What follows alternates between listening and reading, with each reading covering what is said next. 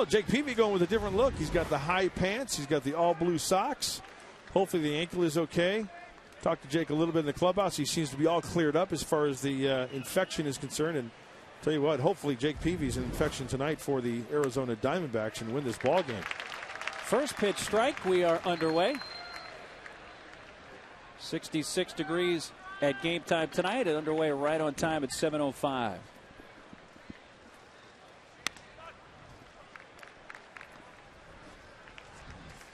Well, he's chirping at himself already, so we know that Jake is feeling much better, and that's good to know. I can hear him all the way up here after missing with that breaking ball. Well, after Peavy's 3 shortest starts of his career that have gone 3 1/3 innings or less, his following 3 starts have resulted in an ERA of 1.89. So hopefully tonight he continues that trend. And maybe Jake has the mindset that, hey, look, I lost the start. As far as I'm concerned, my last start, as far as the value of pitching in the big leagues and getting a start, that's the angle I'm taking there. He's saying to himself, you know what, that last start, I'm not going to get that back. I've got to make up the difference and save my bullpen and go deep into the game tonight. 1-2 to Lopez, and he chops it over to Eckstein, moving to his right. The stretch up the line, and Adrian holding the bag, and that's the way this one begins. Here is the San Diego defense tonight. They're strong, and then there's Army strong. Find out more at GoArmy.com. Headley, Gwynn, and Giles are in the outfield. Josh Wilson, the unfortunate losing pitcher in yesterday's game, his 13th game at short. It says his arm is doing okay tonight. No problems at all. He had some nice giddy up last night. 88 on the fastball. He had a nice breaking ball. He mixed in a couple changeups. Bud Black, tongue-in-cheek, before the game, he was asked about Josh Wilson's availability tonight. He said, yeah, Josh is good to go if needed. He's got a pen on, he's got to work a pen on Thursday. He's going to work on some things. Josh Wilson. He said he needs to work on his changeup a little more. Josh Wilson now one of just 2 guys in big league history, position player-wise, to pitch for 3 teams. He's pitched for Tampa. He pitched for Arizona earlier this year and now pitching for the Padres against his old team yesterday. John Cangelosi pitched for 3 different teams in the majors. The 88 Pirates, the 95 Astros, and the 97 Marlins. And a chance for Wilson at short. That arm feeling strong. And 2 away in the top of the first inning. Feeling Army strong. Good defense. Josh fields cleanly. Nice throw. No effect on the arm. And look at how accurate. Right there at the belt buckle of Adrian Gonzalez. Nicely done, Josh Wilson. Chris Burke sent down to AAA today. And according to Bud, also, Luis close to getting back. Luis Rodriguez. Ankle doing much better. He may play a couple more games on rehab. He has come back to San Diego to be examined, but it was a busy day on the transaction wire. A lot of this as a result of the 18-inning game yesterday. Mike Adams activated for the first time, had the shoulder surgery in the offseason. Moreno's back from AAA. LeBlanc is up. Burke and Thatcher sent down, and Perdomo put on the 15-day DL with a left knee issue. Mike Adams, glad to have him back after surgery in October. Moreno, some big league experience this year. LeBlanc, this was actually his day 2 pitch in Portland. So if something happens with Jake, they get some length out of the bullpen with Wade LeBlanc. Just kind of like a... And LeBlanc available out of the bullpen tonight. Right, because he was scheduled to pitch in Portland tonight. Joe Thatcher, you know, just go down to AAA and keep doing what you're doing best. He put up some good numbers down there. The left-handed reliever as we take a look at Mike Adams. Welcome back to the big leagues, big boy. Parra, a wave and a miss. He strikes out. And Jake Peavy sets him down in order. Striking out Parra. Nothing across.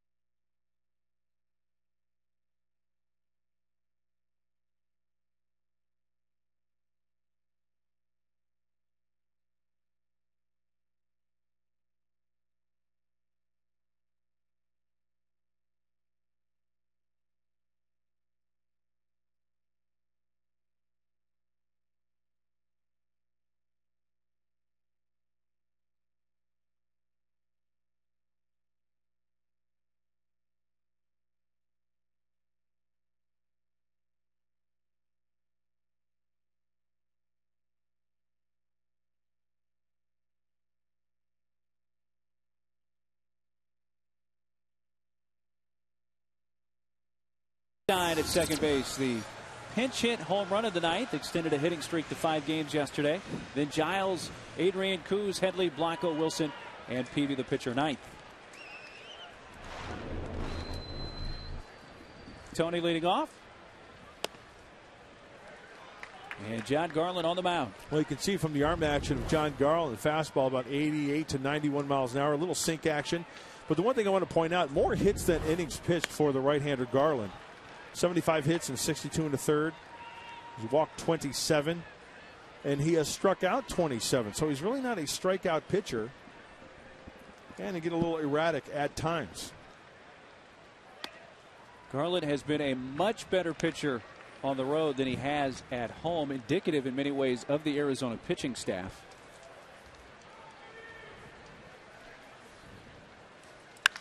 Tony hits it foul on the left field side. Look at Garland's road ERA. It's one of the best in the National League, just over 2. Nice on-base percentage right there for Tony Gwynn at right 400. At 4. 3 for 10 in this series. 2-2 pitch to Tony, up high.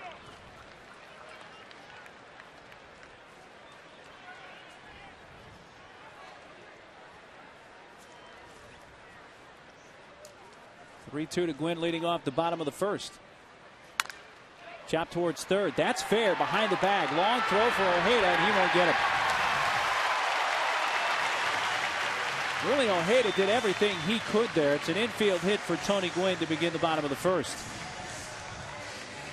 And that's Tony's game. Hit the ball on the ground, going the other way. You see the way the defense is played. Ojeda 1, 2, 3, 4, backhand. And you know what? Even that little choppy step, taking time to plant that back foot, giving Tony Gwynn some time to get down the first baseline. Beats it in plenty of time.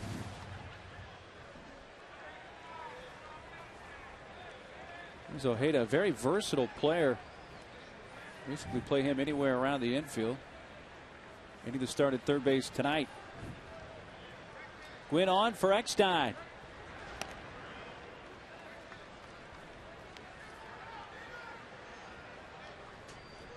Well, before that Tony Gwynn base hit to begin the game, the previous San Diego hit was the pinch hit, game-tying homer in the ninth.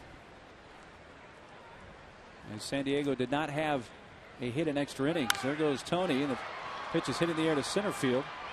Young coming in. Gwynn back to first. Let's take a peek at the Arizona defense, brought to you by SD Storage, where $1 moves you in. Go to SDStorage.com to find a store near you today. Ojeda and Drew on the left side, Lopez and Weitzel on the right, and Chris Young in center field has played errorless baseball this season.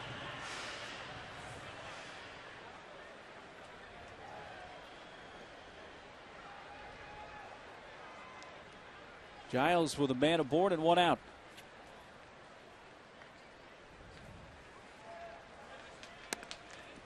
A first pitch strike.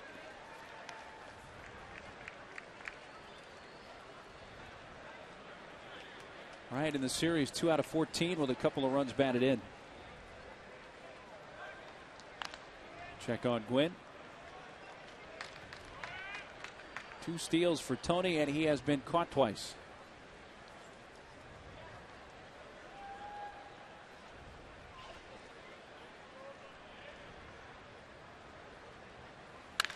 Towards first. Foul. First baseman Weitzel reaching right near the bag. Reaching into foul territory. Now remember, it's where the player hits the baseball. It's not where the player is. As we take a look, he makes contact, and it is in foul territory. Well, that ball hit so quickly. Sharply, I should say.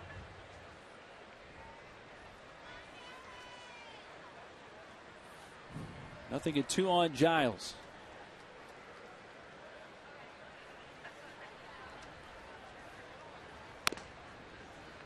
Talking about Garland, home and road.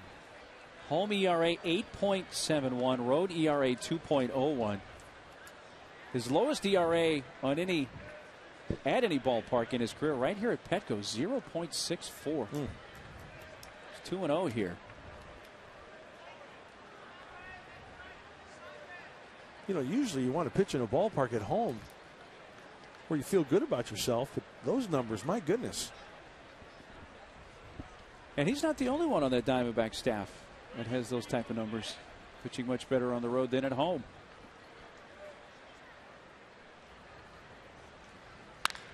Up the middle and into center field. Giles has a base hit. Gwynn down to second. Well, with 2 strikes, Bryant shortening his swing, waited. He most certainly did. Almost like he kind of felt for that pitch. Really didn't attack it. He hit it well up the center of the diamond. But you're right, his swing kind of seemed like it was maybe slowed down just a little bit. He's kind of guided it up the middle. In fact, you know, that's a great way of putting it. Guiding his bat, making good contact on an elevated pitch.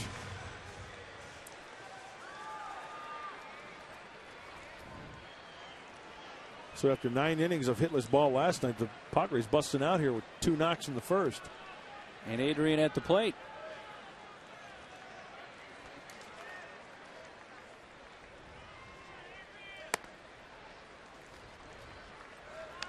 Adrian in the series, 1 out of 11. He has walked 6 times.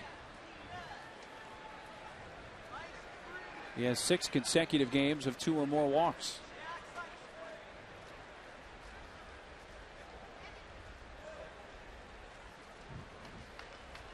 Garland's 1-0.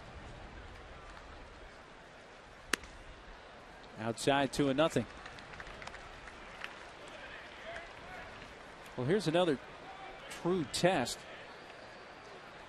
The Diamondbacks are going to live by the creed. We're not going to let Adrian beat us. Even with 1 out, maybe you pitch around him and then face Kuzman off with the bases loaded. We'll see what Garland does.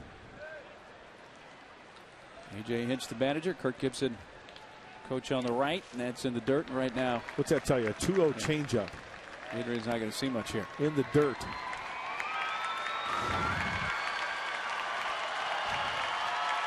It's either a changeup or a split. It looked like a changeup. The grip out of the hand of Garland.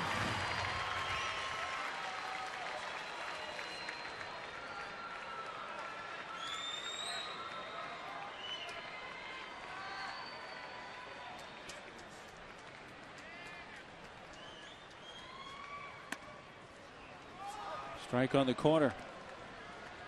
Well, when the day of baseball began, Adrian was in a 4-way tie for the most walks in the National League with 44. Prince Fielder, Albert Pujols, Adam Dunn, and Adrian all at 44 walks.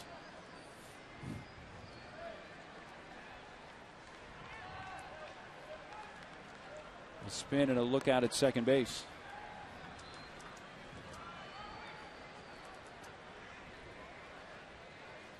Well, with the runner in scoring position here in the first inning, that's been the story of this series. The Padres not being able to come through with runners in scoring position. 2 on 1 out here in the first, and again Garland steps off the rubber.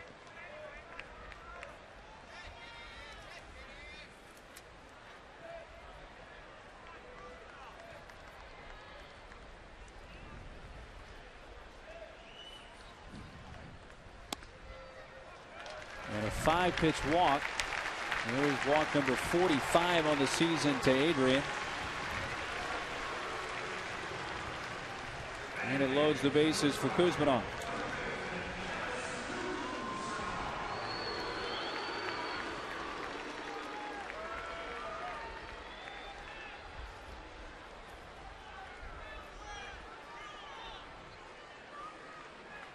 Who's homered in yesterday's game? Off-hand Heron, the only run that Heron allowed. 7th inning shot to left. This to right center field. Parra coming in and makes the catch. Gwynn's tagging now, stops the throw up the line, and it was not a very good throw, but that ball was just not hit all that deep to right field. And 2 down.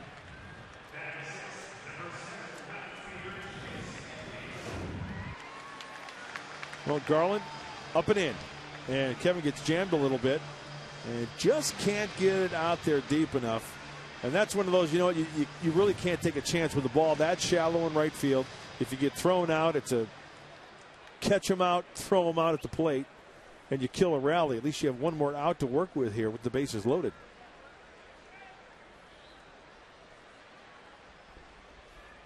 Headley 1 for 8 with an RBI in the 18-inning game yesterday. And takes strike one.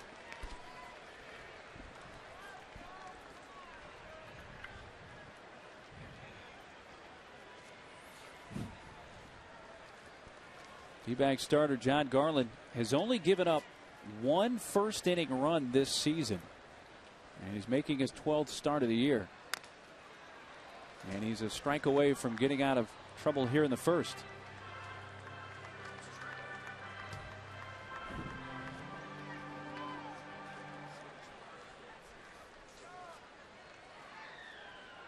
First National League season for Garland, who came up with the White Sox, spent last year with the Angels.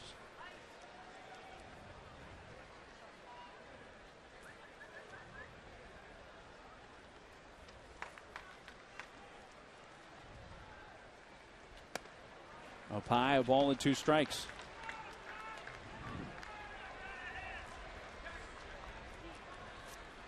Garland was an American League All-Star in 2005. His best season with the White Sox that year, he went 18-10, had a 3.50 ERA in 32 starts, had 3 complete games, and threw a career-high 221 innings. Foul, and that causes Gwynn to jump out of the way.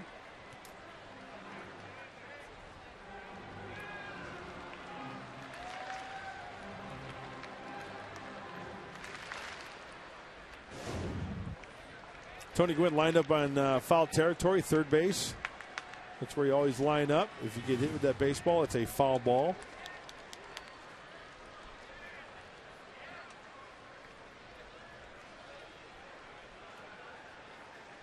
Another 1-2 to Headley. Oh, thank you. Wow. Pretty good pitch. That's the old split finger. It looks like it was off speed. Took a little bit off. Now Chase Headley's got to make it hurt, right? Take advantage. Full count. Wow, looked like another one. Another split finger. Blanco, the on-deck batter. Well, if that was a split finger off-speed pitch to go to full count, hey, why not throw one here in the fastball count? Runners will be off. The 3-2 pitch. Line right at the second baseman. Caught by Lopez. 2 hits, a walk.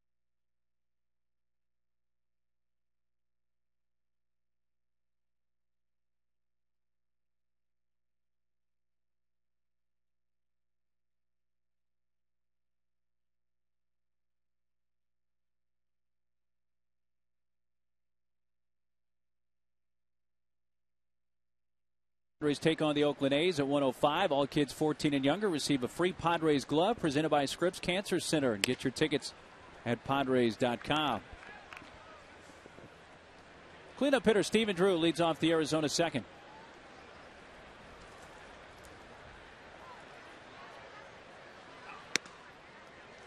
On the outside edge, a strike call.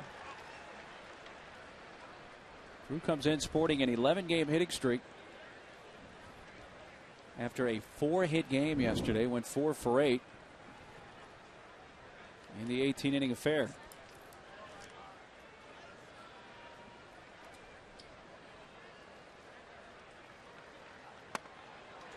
Jammed him and gets ahead of ball and 2 strikes. You know when Jake has that biting slider, that serious tilt on that pitch, he is locked in. He is ready to go. He is on a mission tonight. Now Stephen Drew swings at this. He thinks he's going to catch up to a fastball inside. Then it changes direction like that. Good luck. See ya. Strikeout number 2 for Peavy. 1 gone in the second.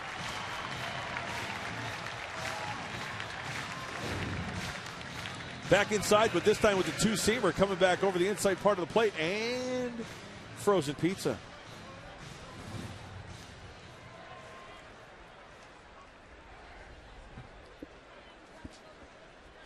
Catcher Chris Snyder.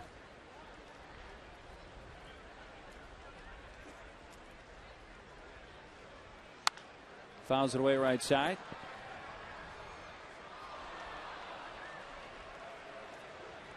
Snyder with 1 at bat yesterday as a pinch hitter.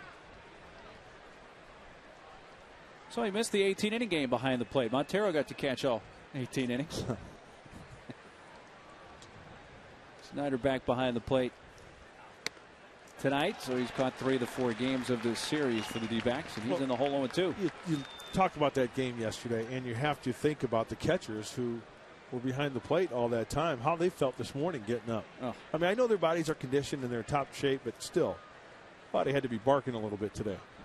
Big time. You know, Henry Blanco has caught all of Peavy's 13 starts now. This is number 13 on the year tonight. You know, Hundley catching 18 innings yesterday. Mm-hmm. Tough to bring even a young kid like Nick back after that, right? Yeah. So it works out well that Blanco's day anyway with Peavy on the mound. Henry got to play some third base, though, for the first time since his major league debut. He did. Spent quite a bit of time as a third baseman coming up in the minor leagues. So it's not a position that's completely foreign to him. Boy, Jake, he's really.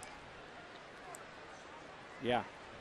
And one of the reasons why he's upset is because he had Snyder at 0-2. Now the count is full.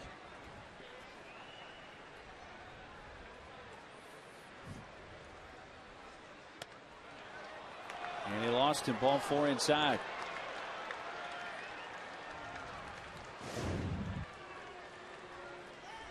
Maybe breaking ball. Inside a little bit.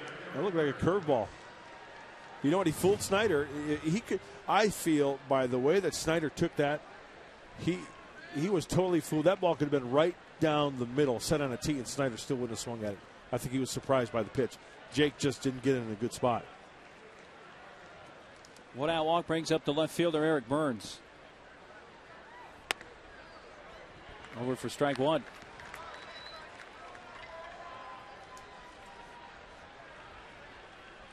Burns with 1 at bat yesterday. He was used as a pinch hitter. You know, A.J. Hinch quoted after the game as saying he had his pitching set up. He could have gone to the 22nd inning, he feels, in theory, before he would have run out of pitching. They still had Schlereth left. 22 innings, huh? Who's he going to re-sign? Randy Johnson?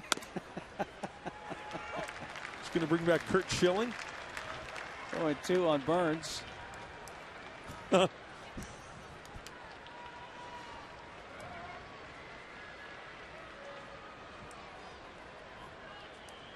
Long look by Jake.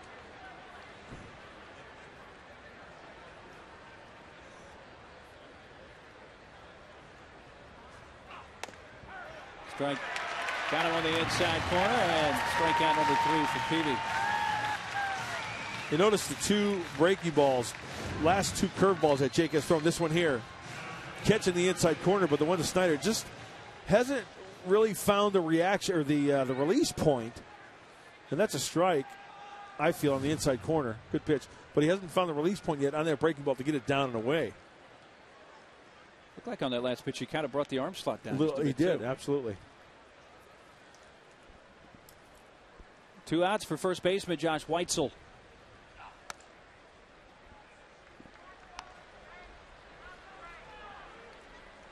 Weitzel had one of the big hits yesterday early in the game for the D-backs. A 3-run double in the 5th.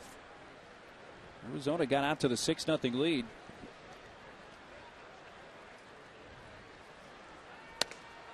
Didn't score again until the 3-run homer in the 18th for Mark Reynolds. Reynolds, by the way, on the bench tonight.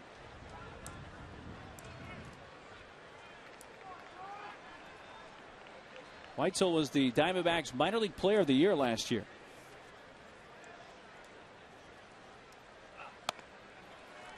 Well, judging by his swing, the short time that I've seen him, first of all, I like his swing. He's got some pop. And for Tucson last year, 26 home runs. He drove in 110. It's a darn good year. Yeah, 127 games. And he hit 328. Those sound like Triple Crown numbers to me.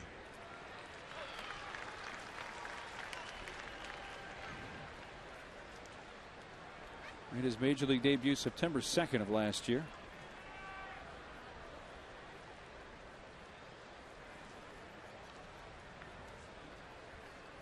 Snyder at first with 2 away and a 3-1 to Weitzel.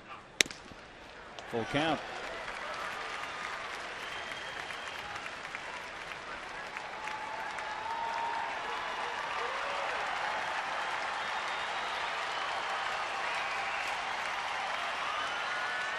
Snyder will be off with the pitch from first. Adrian plays off the bag and behind him.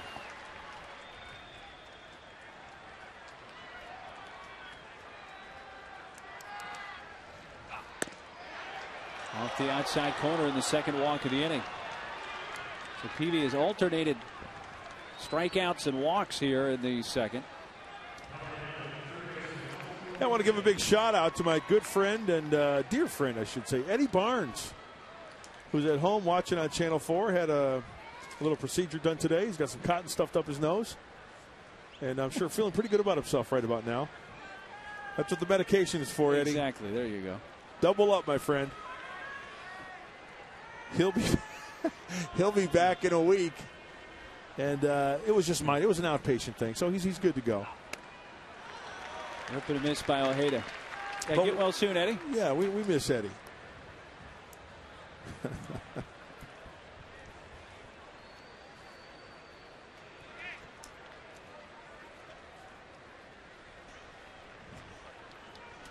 Switch hitting Ojeda.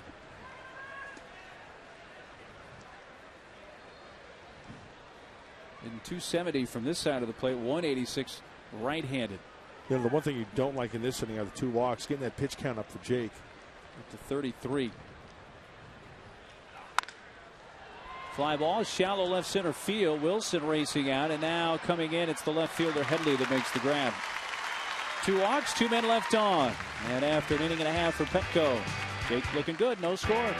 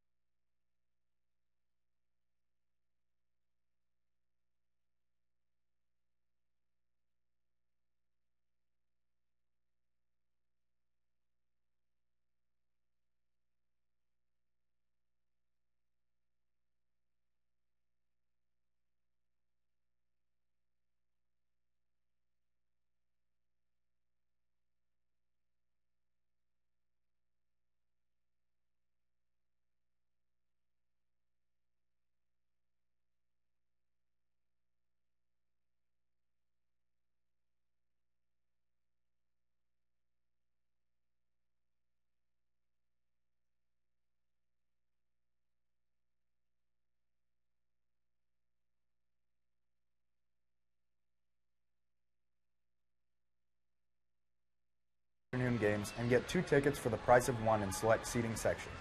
Enjoy 2-for-1 prices on tickets and Wiener Schnitzel hot dogs Thursday, June 18th with Padres 2-for-1 getaway days presented by Southwest Airlines.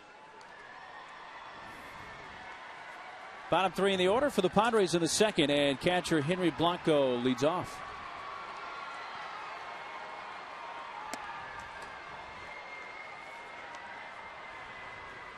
Padres left the bases loaded in the first.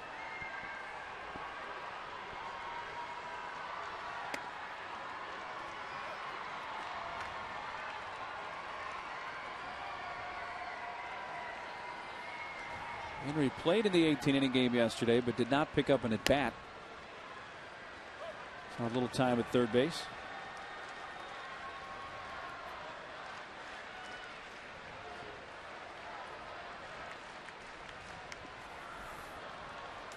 The 1-2. He hits on the ground at third, spinning, getting up. Ojeda down the line, but Weitzel with the stretch.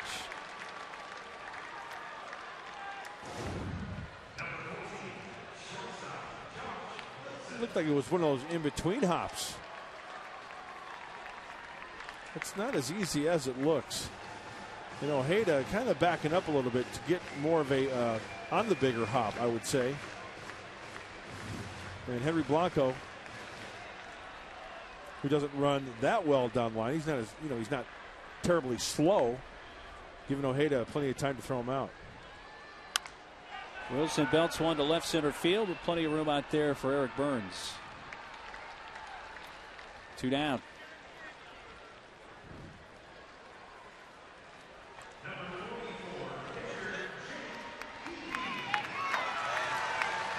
Jake comes up with the bases empty.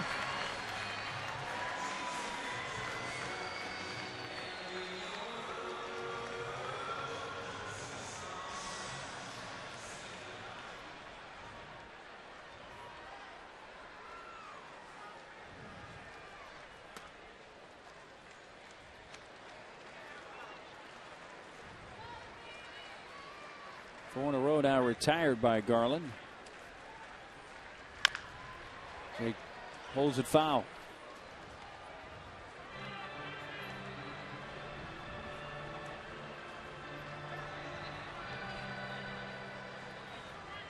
Padres and D-backs wrapping up this 4-game series into the homestand for the Padres. They stay in Southern California, but hit the road for 5. 2 with the Dodgers. And then to Orange County to take on the Angels for 3 interleague play beginning on Friday. You know what's great about this month, Mark Neely? Well, the beginning of it, we don't really venture too far away from San Diego. No planes. A few little bus rides. And pulled foul again past third. Not until the end of June, we go to Seattle and Texas. So for the first 3 weeks,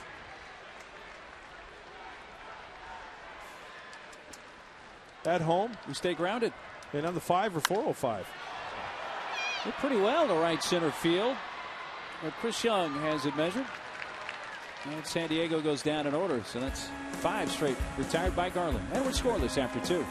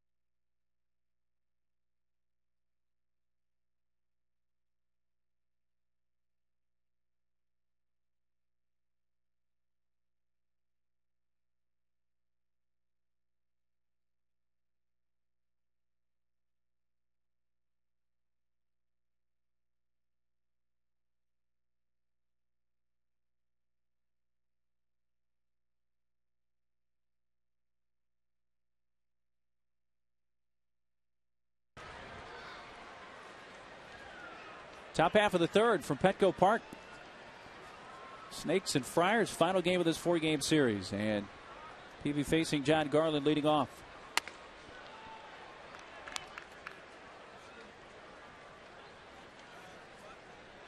Garland 1 out of 21 on the season, which actually works out to an .048 average for the year.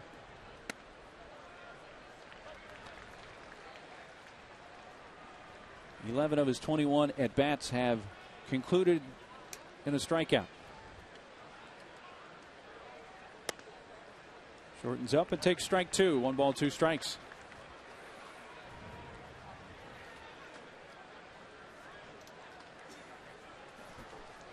Three weeks ago, the Padres played a 16-inning game with the Reds. PV threw a complete game the following day.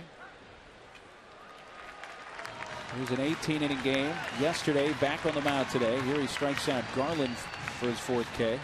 Wow. And it's just not pitching after extra inning games. PV says he has a responsibility to go deep every time out. You know, I put enough pressure on myself as is, and like I said, from the start of the season, I've had the same goals, just to be the leader, of this staff, along with CY, just kind of carry the front end of this rotation, to eat those innings and pitch big ball games for my team. That's what being an ace is all about. Absolutely. Tremendous amount of responsibility. Sure, we all know he's talented and he's got good stuff, great stuff, Cy Young stuff. He's proven that, but still, you got to perform once every 5 days. And gets over there defensively. Adrian had committed going to his right, and PV doing his job defensively. A 4-1 put out of Lopez.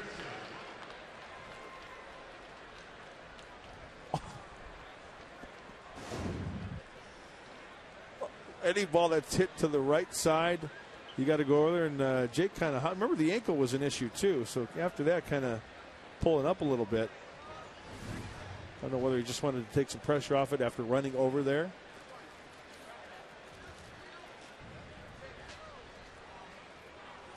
Center fielder Chris Young 0 for 1.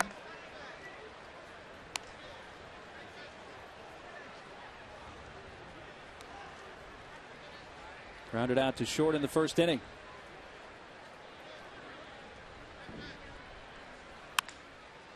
Floated out left center field, and Wilson backs up. The shortstop makes the catch. 3 up, 3 down for the second time for PV and the Pods defense. Top of the order coming up for San Diego.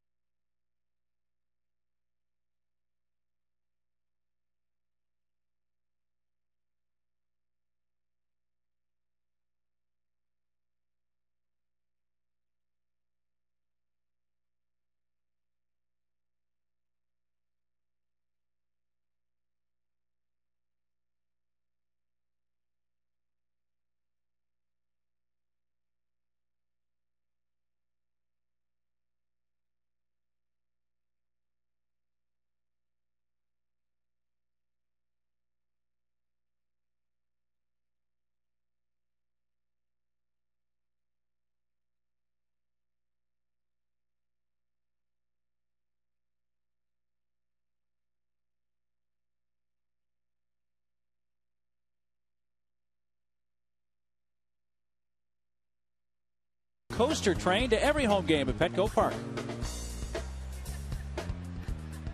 On this Monday night, finale of the homestand. Scoreless game into the bottom of the third. Tony Gwynn, the center fielder, leading off. Anthony beat out an infield hit in the first.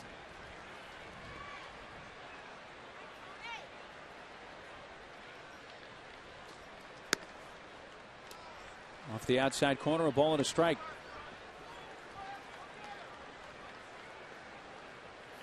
Well, you know, you see some things in baseball that's really unorthodox. That's an unorthodox stance.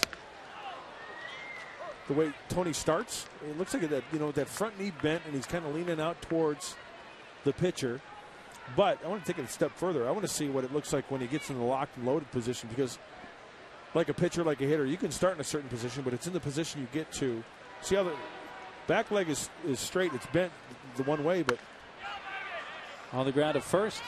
And Whitesold, the underhand toss to Garland, 1 out.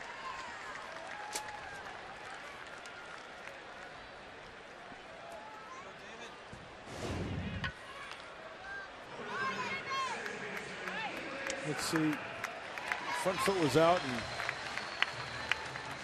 and weight kind of stayed the same. It looked like over that. You can tell Jimmy Lefebvre talked about. Looked like he was getting jammed there, or trying to get his hands through, rather. Ball went upstairs to Eckstein.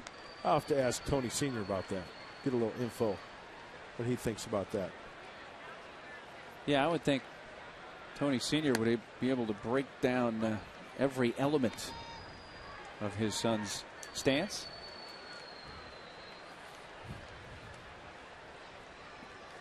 Eck in the first inning, flight out to center. Eck saw one pitch yesterday. That's all he needed to see from Qualls. First home run of the year, his first career pinch hit home run. Off the Western Meadow building, the balcony anyway.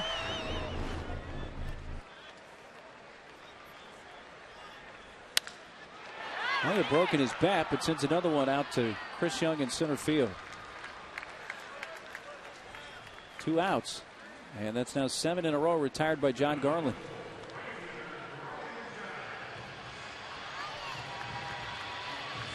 Giles single to center. His first time up in the first inning.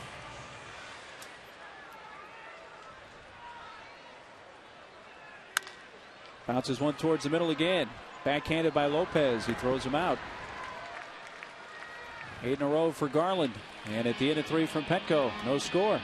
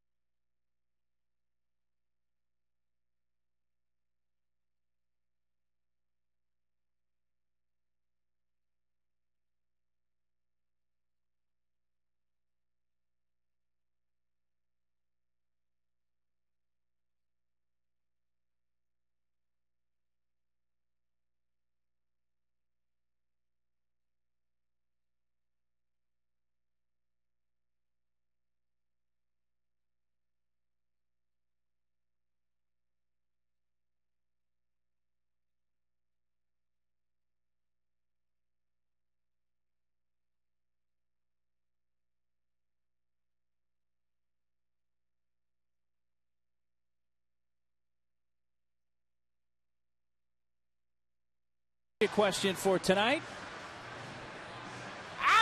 Hey, which Diamondback player appeared on an episode of the Bernie Mac Show? The answer coming up a little bit later. Miss Bernie Mac. Funny man he was. Yeah, he was. I think I know that one. I have an idea because there's a particular Diamondback that has had a history of acting. And his dad. And his dad is an actor. Yeah. Sharply and into right center field. A base hit for Parra to begin the 4th inning. There is the first Arizona base hit.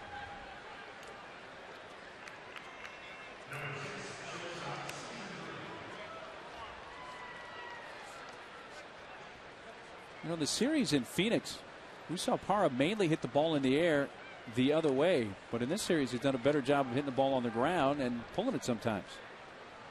He hit that ball sharply. That was a good swing.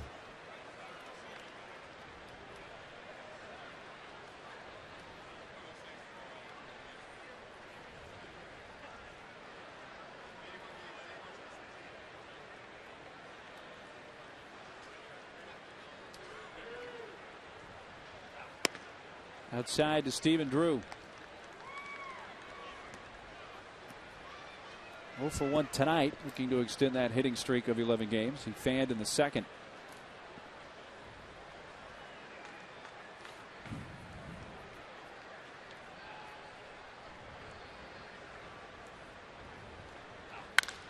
Sends it in the air to deep center field. Gwynn pulling up shy of the track, makes the catch. Back to first goes Parra, 1 out. Jake looking at his finger there.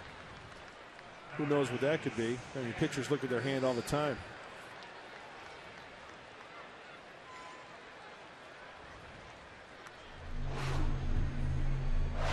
Well, earlier in the game, Jake was walking off the mound and just checking out his fingers.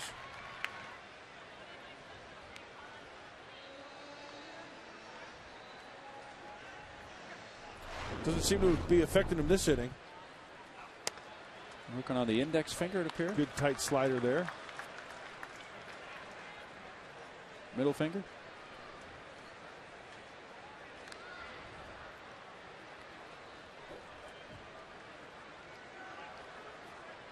Peavy got ahead of Snyder in the second, but wound up walking him.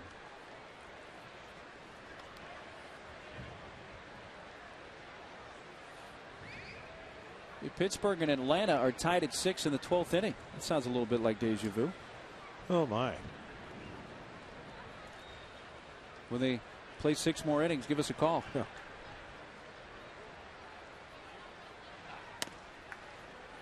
Well, the teams that you're playing like next week, like the Dodgers, right, and the Angels, when you look at the out-of-town scoreboard, those are the teams that you want to start playing extra innings the series before you're playing them, so they can wear out their bullpen, you know.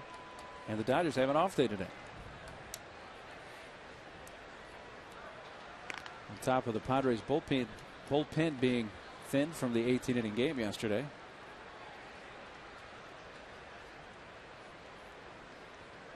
Road trip begins tomorrow at Dodger Stadium. Honda Dealer pregame show on the air at 6:45. Chris Young will go against Chad Billingsley. Had him leaning a little bit, but back safely as Parra.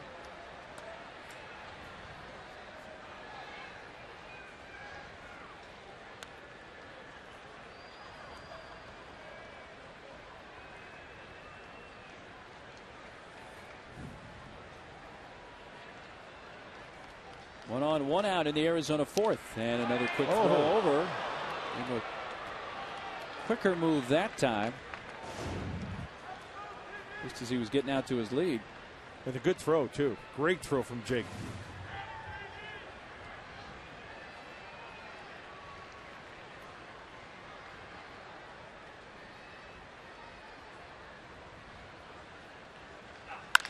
Line into left field. Headley, it gets past him. Goes all the way to the fence. Parra off to the races. He's going to round third. He will score. Into second is Snyder. 1-0 Arizona.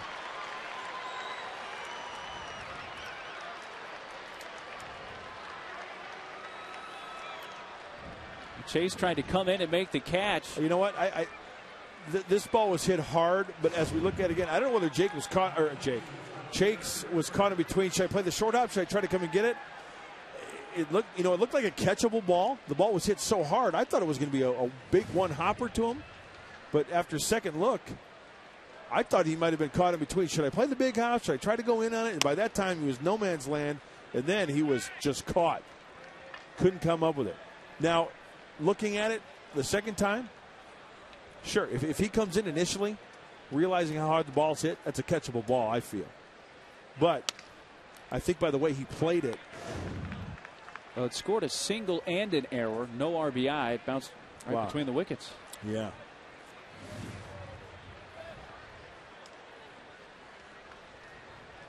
So again, a single for Snyder.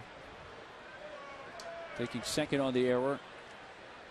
No RBI and Parra scoring. I mean, he definitely misplayed the baseball, that's for sure. Burns was called out on strikes in the second.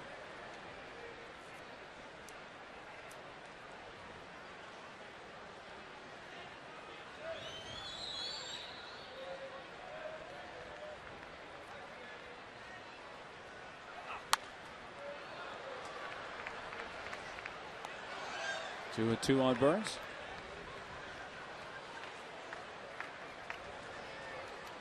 Another gorgeous night at Petco Park. The finale of this homestand. Trying to finish it out on a winning note. Phillies came in and swept a 3-game series. Now the Padres need a win to split this 4-game set with Arizona. Drops to the dirt, 3-2.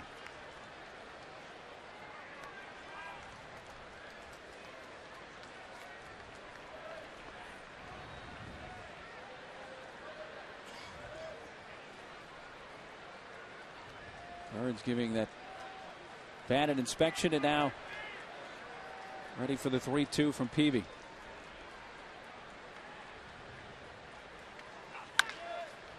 Puts it in play out in the shallow right center field. Giles racing in and able to get there and make the catch. Snyder stays put, 2 down.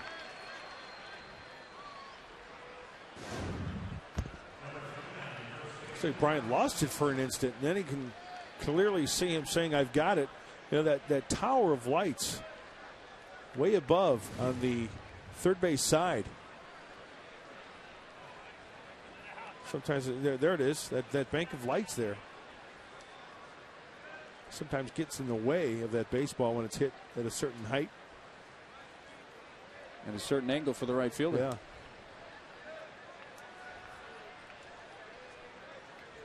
First baseman Josh Weitzel, first pitch hacking.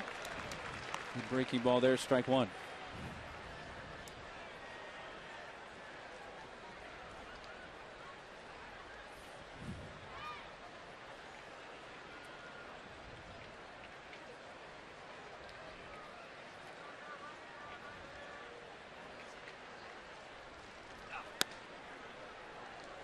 Off the outside corner. Leadoff base hit by Parra. He has scored. Snyder's followed with a hit, and there has been a Padres miscue.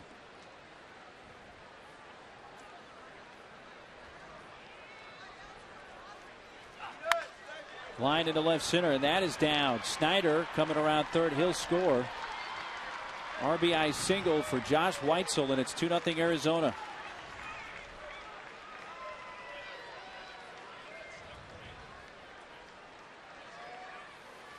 Oh, maybe we're going to be hearing more about this Weitzel kid. He's got some pop, pulling the baseball. He fights that pitch off, goes the opposite way, drives in a run. This guy was an RBI machine last year in Tucson.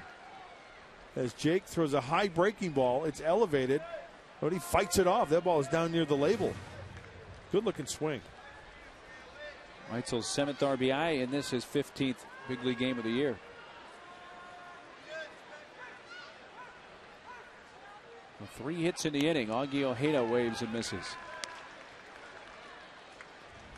It's just too bad that line drive to left field to Chase Headley couldn't, take one off the chest or off the shin or something or whatever, just to keep it in front of him.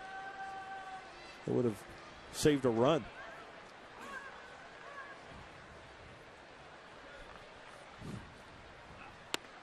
Yes, Check. he did. Yep, strike.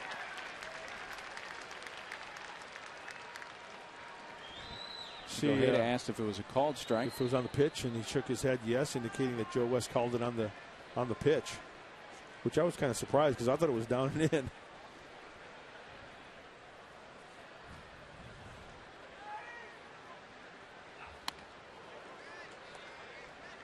'92 moves him off the plate. Ojeda fly to left in the second.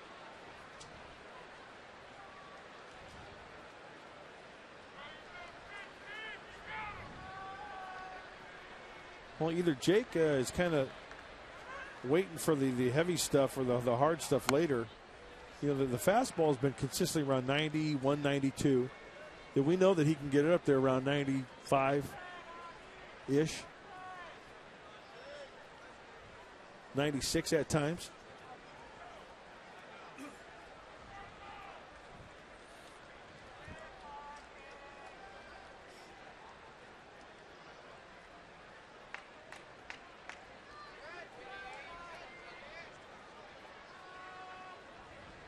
Weitzel at first with 2 outs, 2 runs in, and the D-backs fourth. Hold, foul.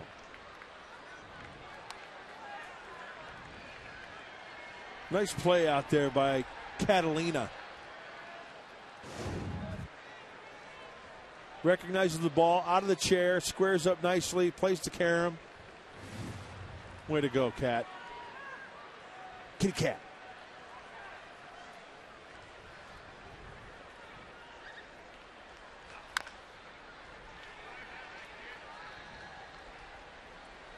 Count holding it 2-2 on Augie Ojeda.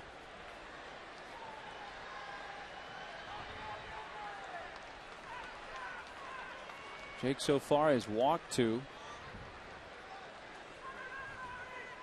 and struck out 4.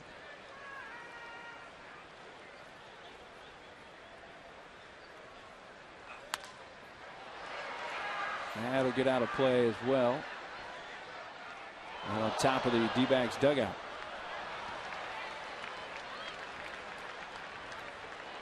Jake now up to 65 pitches with 2 outs here in the fourth.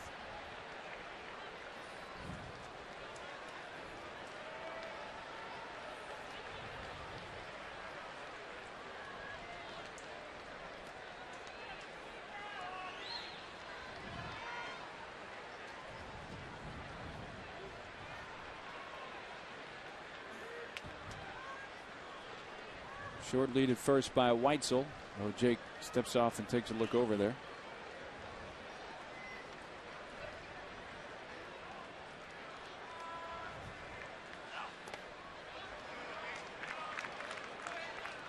Three and 2, and Weitzel will get a running start now.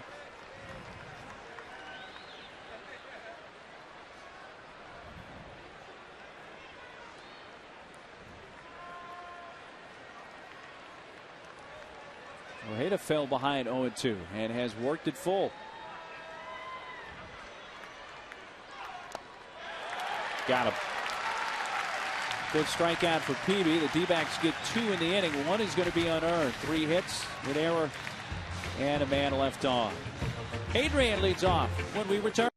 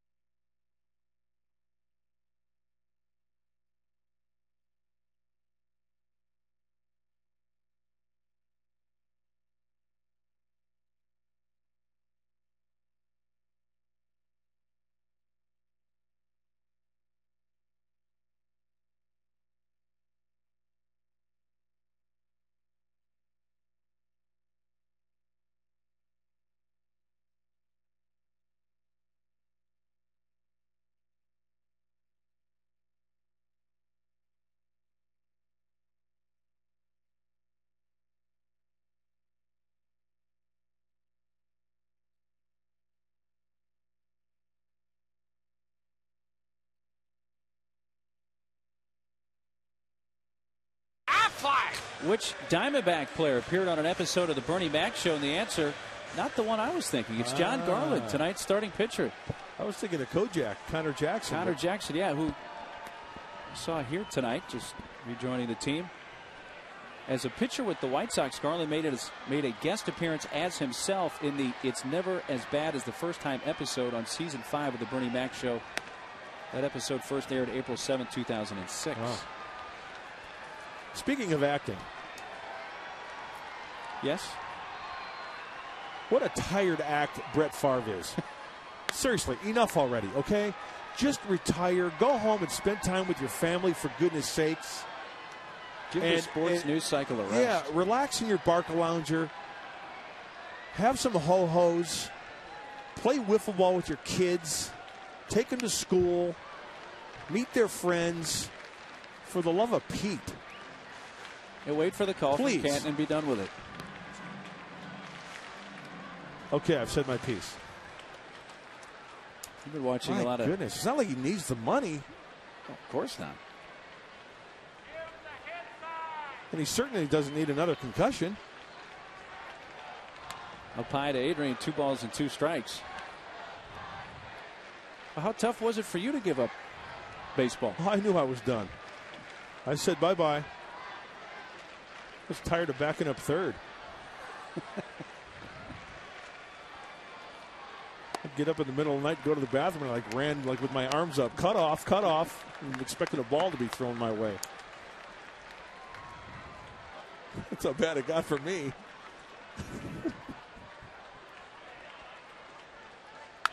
Adrian lines it to right field, down for a base hit. That ball was smoked. Hit number 3 for San Diego. No, Adrian Gonzalez getting some pitches to hit. Let's check out the Carl's Jr. pitch track. First pitch off the plate just a little bit. That was a good pitch to hack at. But Garland, it looks like a steady dose of fastballs. Once again, trying to pepper that zone. That looked like a hanger. That was the one, when you looked at the zone, that was the one that was really the best pitch to hit, and Adrian capitalized on it.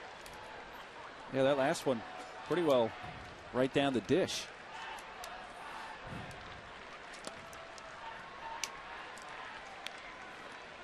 1-0 to Coos. Yeah, he was all over it.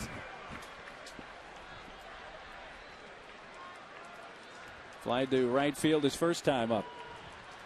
Coos got one right down the dish last night and sent it deep to center field. There's that splitty.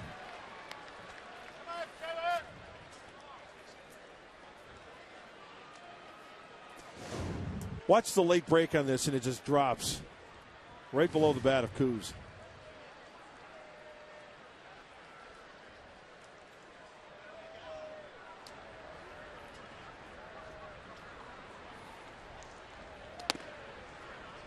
He's off one down low, 2 balls and a strike.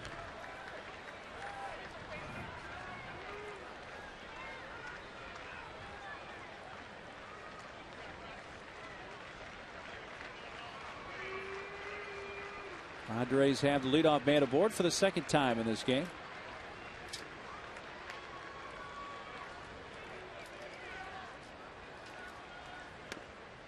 Three and one.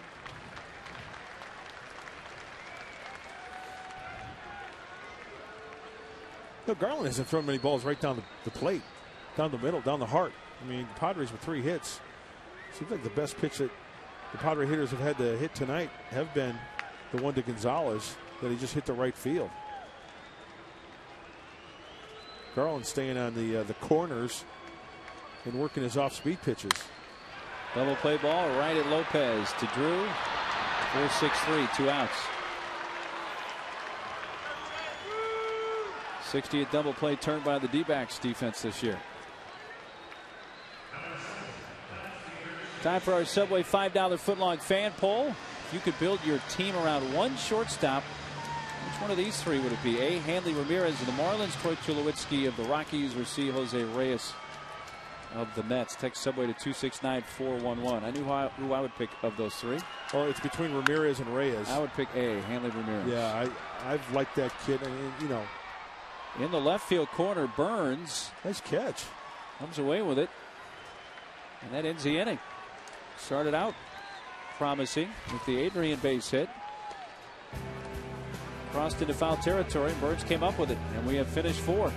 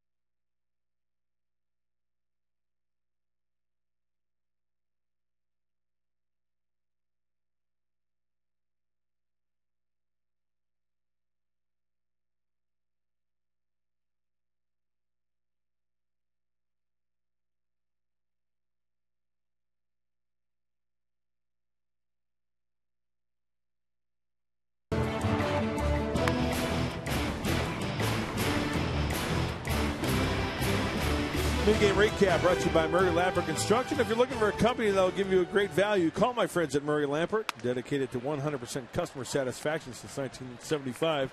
Get on the web at murraylampert.com for more information. Pitcher John Garland leading off the Arizona 5th. Tries to bunt it, fouls it, no balls, 2 strikes.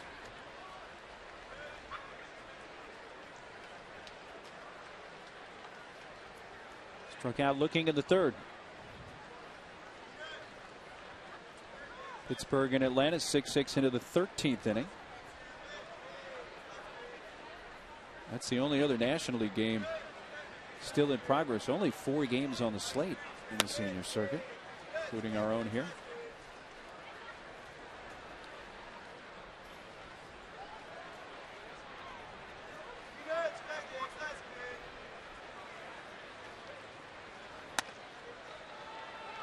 Just off that inside corner.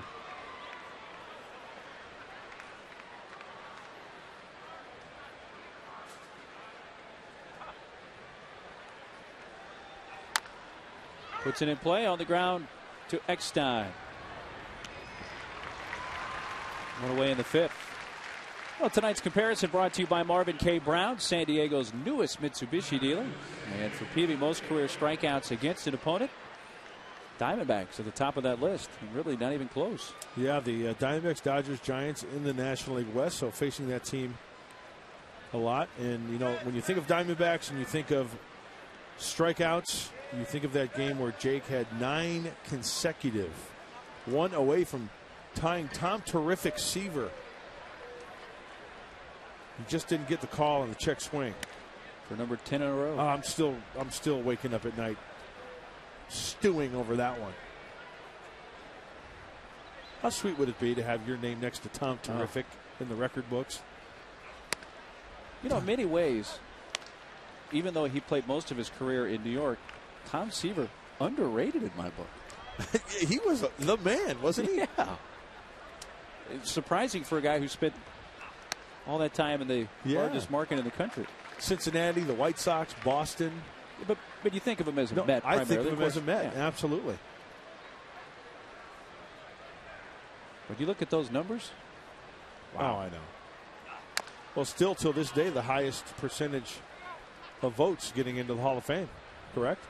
Yeah, he's 99 dot whatever. Something. Yeah, % of the votes.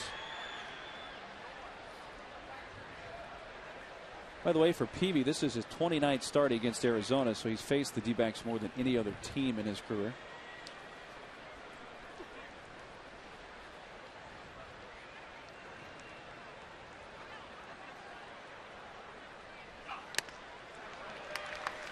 Strikeout number 6 for Jake. And 2 down to the 5th.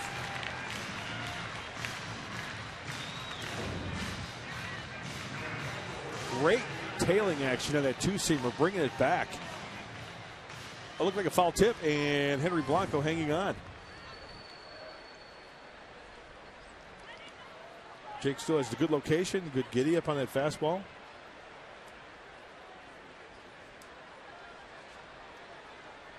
Young is grounded to short and popped to short. And takes a first pitch strike. Smile. Great place for a photo. How nice.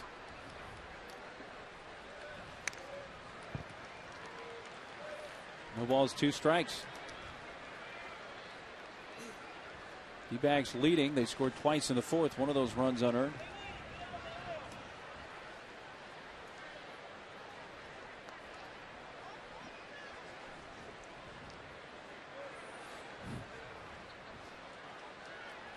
Oh, 2 on the way.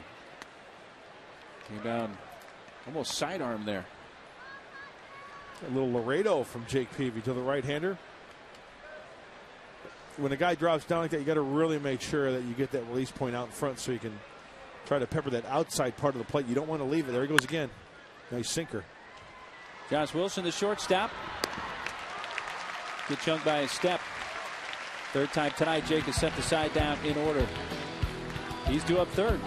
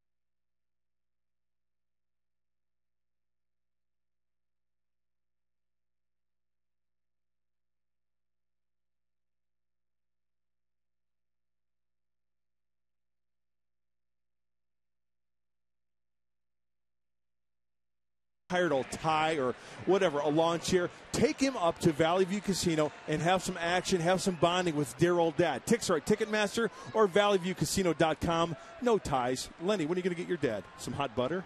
How about you, Badger and the Lobster? Oh, me and Lenny are regular pals. By the way, if you haven't had the lobster buffet up at Valley View,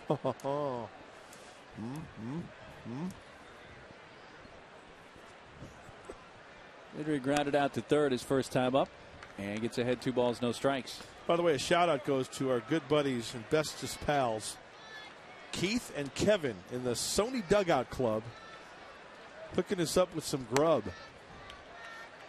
here in the Channel 4 booth.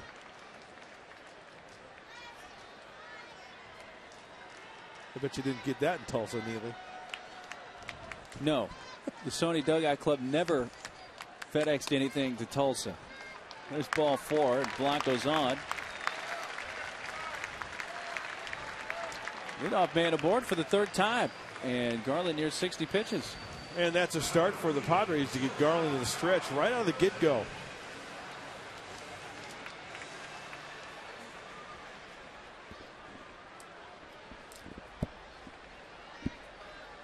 Josh Wilson 0 for 1. Fly to left field in the second inning.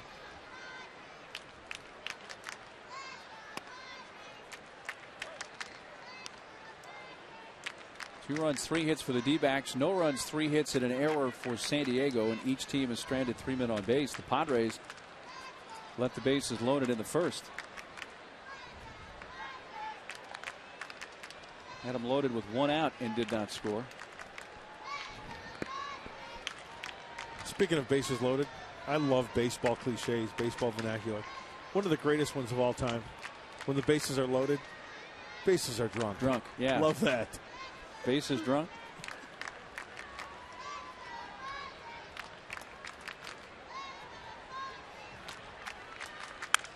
Breaks his bat and rolls it foul past third. New shillelagh for Josh Wilson. By the way, talked to Josh before the game. I asked him how the hose was. He says he's fine. No problem at all. And I asked him, besides professionally, when's the last time you pitched? He said it was in high school. And as you mentioned earlier, 3 different teams he's pitched in an emergency situation. Rays. Never in the minor leagues, never in, Yeah, Rays, D-backs, and now the Padres he's pitched for.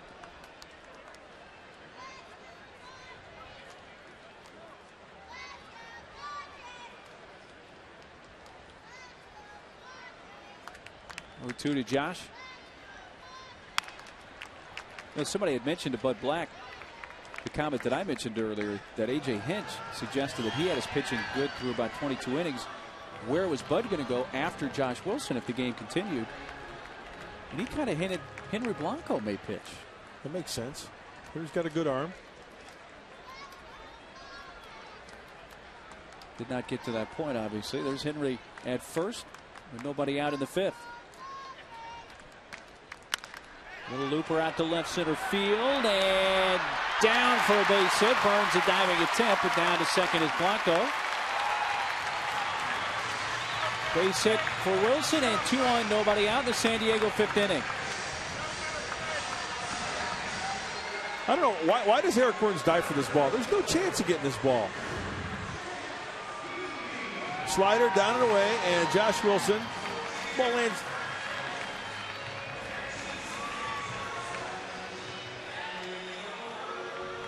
He likes to dive. Yeah. Good effort. He knew he had Young backing him up.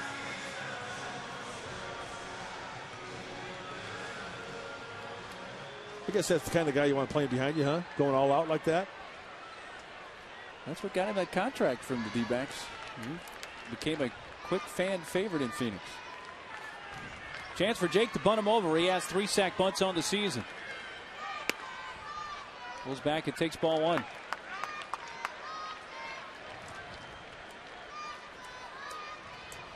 Lynn Hoffman at third. Giving the sides to Peavy. Now the infielder is kind of communicating. Well, Jake can swing the bat now, so he's one of those guys who can pull back, show and bunt, and put the ball in play. But the key is putting the ball on the ground. Looks like he's bunting the whole way here. Gets it down. Garland for the second baseman Lopez. A 1-4 sacrifice for Jake. Sack bunt number 4 on the season. Advances the runners. Blanco to third and Wilson to second. Textbook by Jake Cavey, deadening that ball perfectly down the third base line and gingerly going down the first base line. Got that taped ankle. A nice job. You can see the third baseman retreating. Yeah. Ojeda. I thought Garland may take a look at third, but he never did. He took the sure out at first base.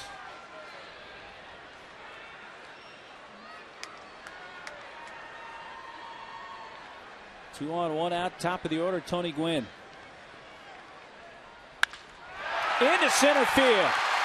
It scores Blanco. Wilson will be stopped at third. Young fires home. Tony's going to take an extra base as a result. RBI base hit for Tony. It's a 2-1 game.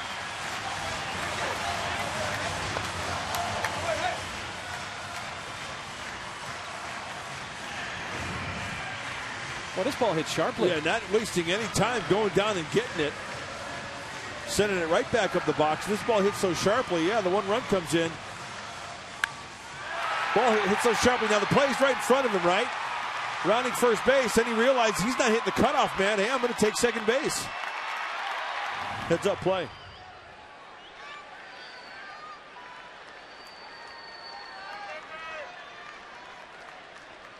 The runners at second and third for Eckstein with one out.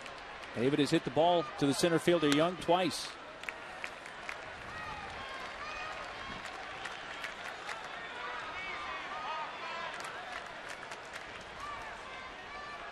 Corner infielders cheating in. Padres on the scoreboard here in the fifth. There's a tying run at third and Wilson, and go-ahead run Gwynn at second. X sends it in the air to center. This should be deep enough to get the run home. Catch made by Young, tagging Wilson. Throw's going to go towards third. Both runners advance, and it is a 2-2 game. 21st RBI for David Eckstein.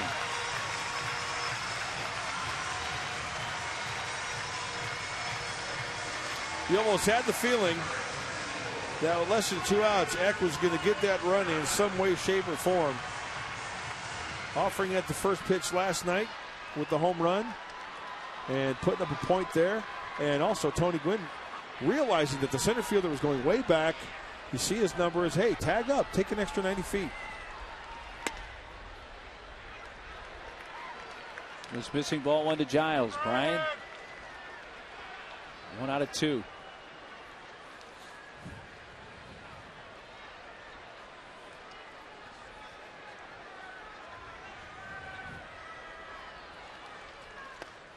Did that get him? Close. It did. Giles will take his base.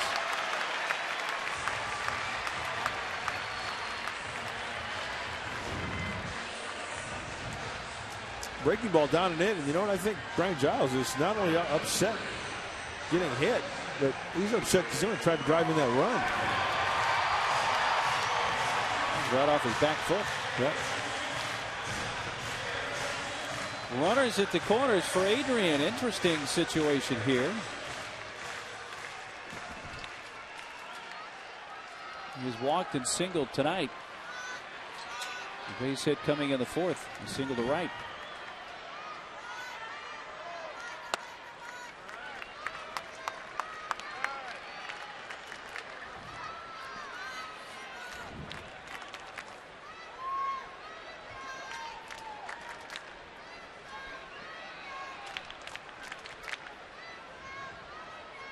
Shortstop Drew cheating way up the middle, but still on the third base side of the infield. And 2-0. Well, theoretically, there is a base open, right? Just take a look at the defensive shift.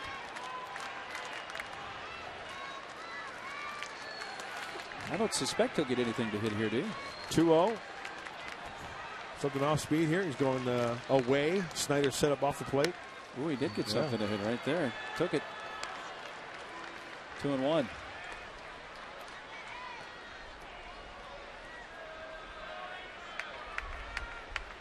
By the way, Pirates 6, Atlanta 6, now in the bottom of the 14th.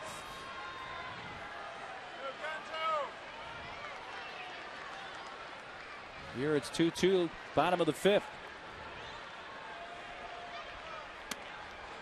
Inside, 3-1.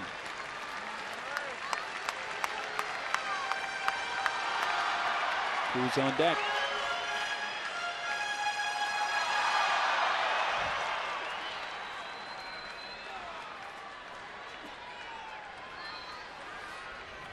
Dude, this is where Adrian has to show some patience. So he can get froggy here. Oh, that is a nasty pitch. I mean, two-seamer tailing away, knee high on the corner. Let's see if Trax likes it. Yeah, right on the corner. And you know what? John Garland could not have placed the ball any better than he did there. Full count with 2 outs, so that'll give Giles a running start from first. He wants to make Adrian chase.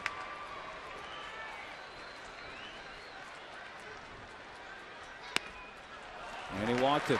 7th straight game with 2 or more walks for Adrian Gonzalez. That's his second free pass of the night. And Stottlemyre Jr. pops out of the D-backs dugout. 76 pitches from Garland.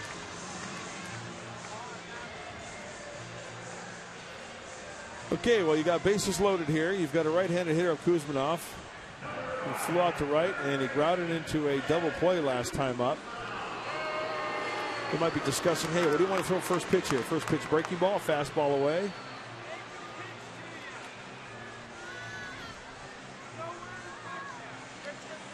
Padres have tied it. RBI base hit by Tony Gwynn. Our sac fly by Eck has made it 2-2.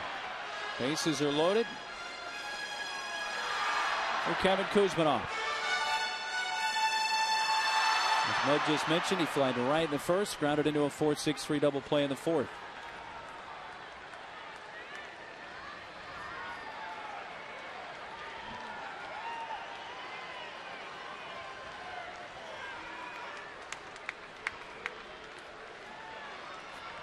Kevin requests time.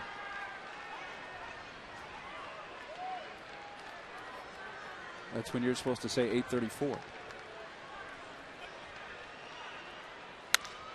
Right center. Down for a base hit. Gwynn scores. Giles to the plate. Throw home. He's in standing up. A 2-run single for Kuzminov. It has been a 4-run inning.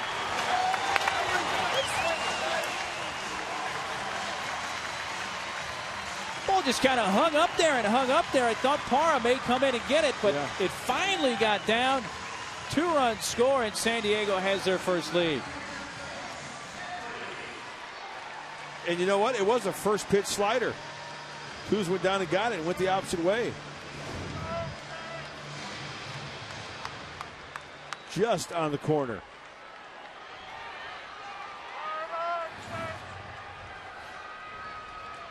That's good hitting.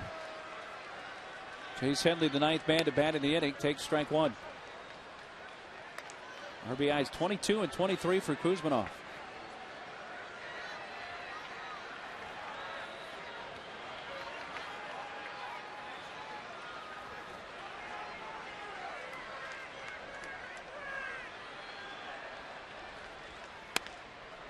Nothing at 2.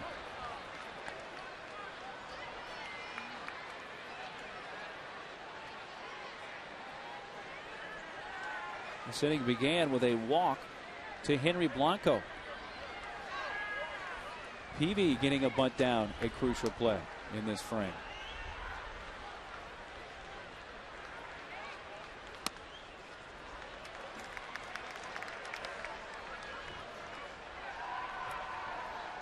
Chase is lined to second and fouled out to the left fielder Burns.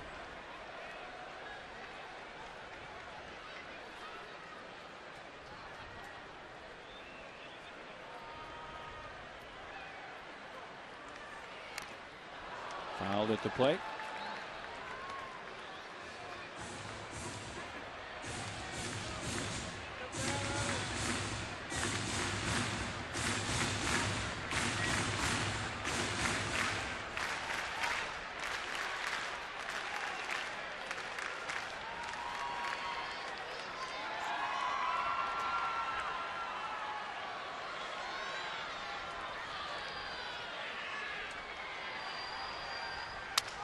Breaks his bat, and the first baseman makes the catch on the outfield grass. Weitzel. But the Padres send 9 men to the plate and score 4 times on only 3 hits, all singles, and strand a pair. Kuz a big 2-out, 2-run single. And now at the end of 5, 4-2 San Diego.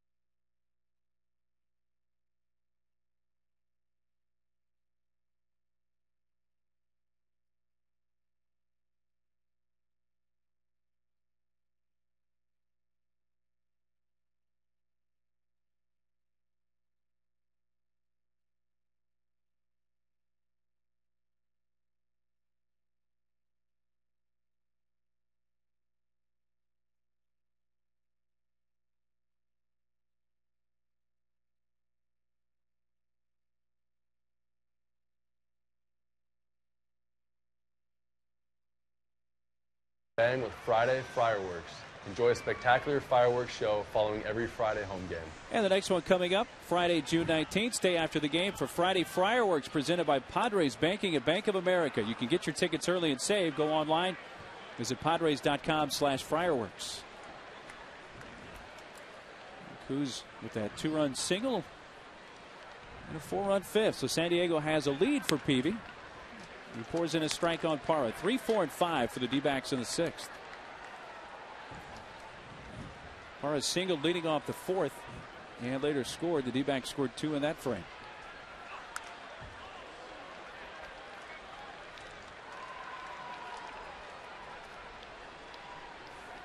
Up to 83 pitches. Be nice to have a quick 6th. But we talk about it all the time. You know, Jake being the power pitcher. Strikeouts, some foul balls. You know, he'll walk the hitter every now and then. He walked 2 in that 1 inning, in the 2nd inning. Line into left field for a base hit for Parra. D-backs put the leadoff man on for the 2nd time. Both times it's been Parra. It's time to vote Adrian Gonzalez and your Padres to the 2009 All-Star Game. Log on to Padres.com and cast your votes. Help make sure your Padres are well represented in St. Louis on July 14th. And fans who vote at least 20 times receive a special ticket offer. So visit Padres.com today and vote often. Adrian's been moving up, fans, so your votes are counting, are being counted, and making a difference. Dent, yeah. Keep it up.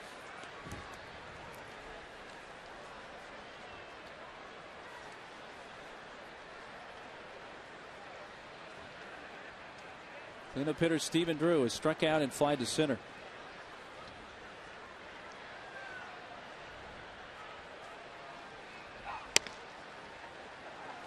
Just missed. A ball and a strike.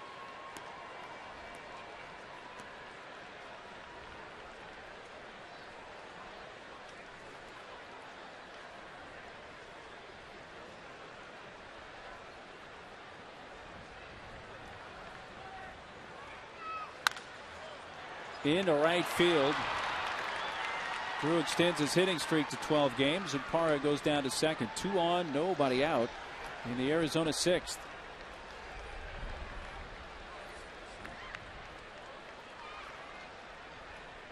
That's 5 hits for Arizona.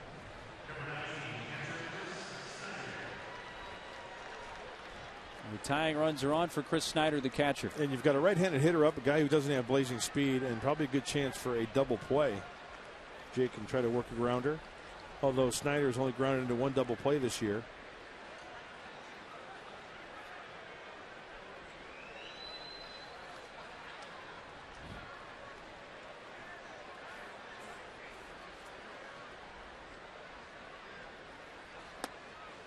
Squared, it takes low, ball 1. See, that's the issue we were talking about the other day, right? If Snyder, with the way he tried to bunt there, he gets the bunt down, he moves the runners up, but he tried to bunt. Watch, he tries to bunt for a base hit, right? He's trying to bunt for a base hit. So that you're arguing no sacrifice. That would, if he did move up the runners and he was thrown out at first base, I would say no sacrifice. To third, Kuz waiting, out at second, still got the double play. Not sure if there was a runner in line or the umpire or the initial hesitation, but a couple of double pumps by Kuz, but he still gets the 5-4-3 twin killing, and Parra advances to third. I don't know whether Kuz thought he was going to throw it right into the grill of Parra, or if he was thinking, yeah, he's got to get rid of that baseball because it was awfully close. I mean, there have been closer plays. They did get the double play.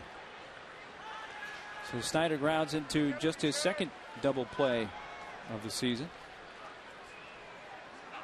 Eric Burns breaks his bat off the glove of Kuz into foul territory, and scampering home is Parra.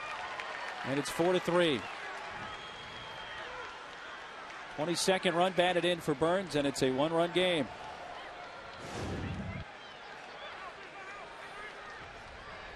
Yeah, they're going to score that in error. And you know what? I'm even thinking Kevin thinks he should have made that play as he had to go to his right. It was a broken bat hit, one hopper. So no ribby for Burns. Who's his second error of the season?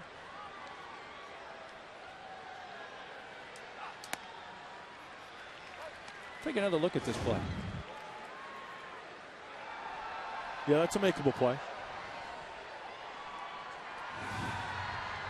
Now they're going to change it to a single. That is a base hit. They do give an RBI to Burns. I just think Kevin Kuzminoff's good enough to make that play. Pitching out and safe. Burns took off, pitch out. Second base umpire Paul Schreiber called it safe, and here comes Bud Black.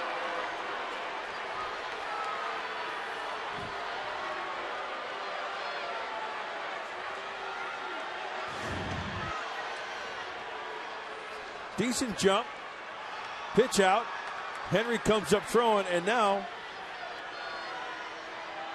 we were kind of blocked.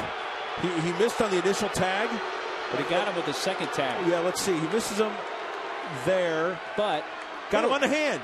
Got him on the left hand. Yep. And then got him on the shoulder. He got him twice before he touched the base. That's right. Missed him there, got him there and there. Got him on the left hand and then up on the shoulder. There. Out, and out. Twice. 2 outs. You see Jake say, how did you miss that? Definitely got the hand. I don't think there's no question. And there. Now that's twice. Yeah, he was out.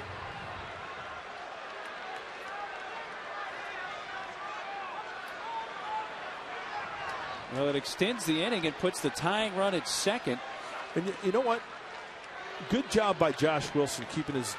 A lot of guys will catch, straddle, swipe tag, and bring it up. Yeah.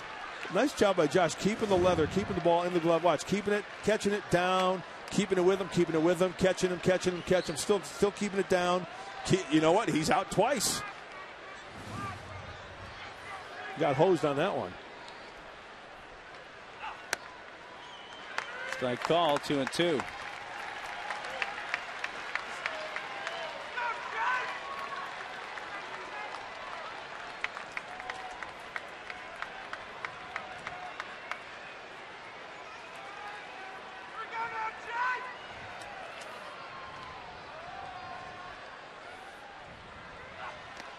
Got him.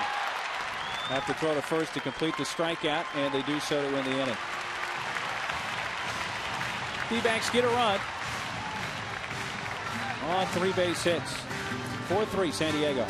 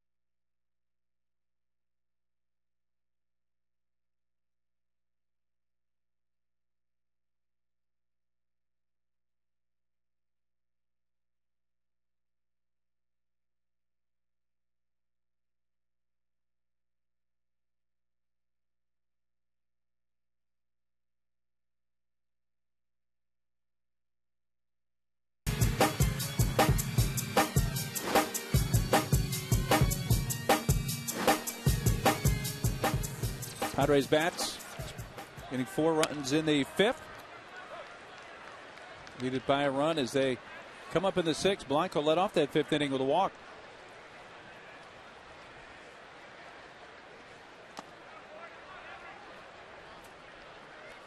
Peavy through 6 innings tonight has allowed 3 runs, 2 of them earned on 6 hits. And has struck out 7.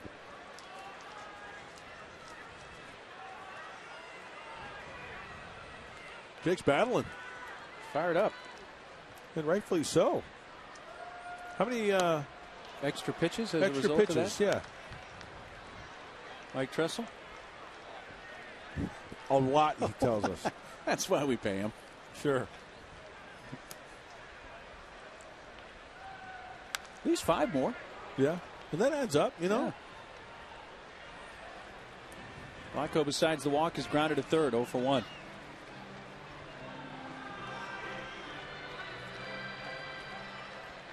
Jake's already got the batting gloves on. He's due up third in this inning. And the bat in his hand. Fly ball to center field. Young's been busy out there tonight. Big appetite, small budget. Satisfy both with Sequan Casino's incredible all-you-can-eat prime rib buffet now for only $10.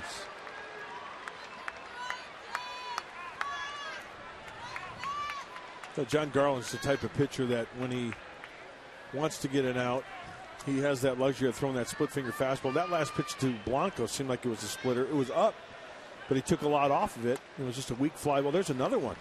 First pitch. 3rd time around for Wilson.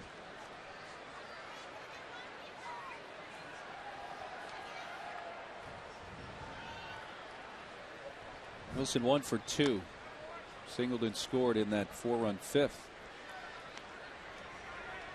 Are guys able to throw that split with less stress on their elbow than they used to? Because it used to seem like when guys first started throwing it, a lot of guys started coming down with elbow issues. I think there's a couple of ways you can throw it.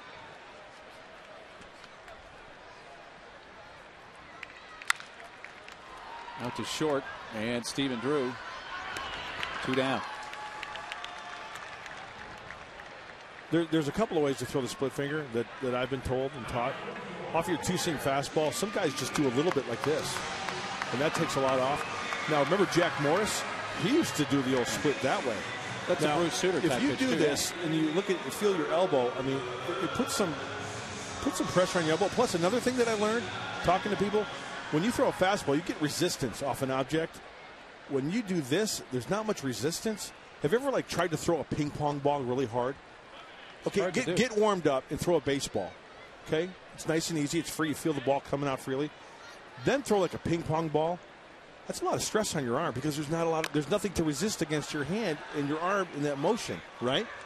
Does that make sense? It does. So you're saying guys don't split it out as much as they used to, perhaps? It depends on the pitcher. If you just want to take a little bit and throw a BP fastball or something, just throw it as hard as your fastball, but just kind of just on the other side of the seams rather than your 2-seamer. Just go like that. Now, the difference between a split and a fork ball. I classify this as a split finger. I classify this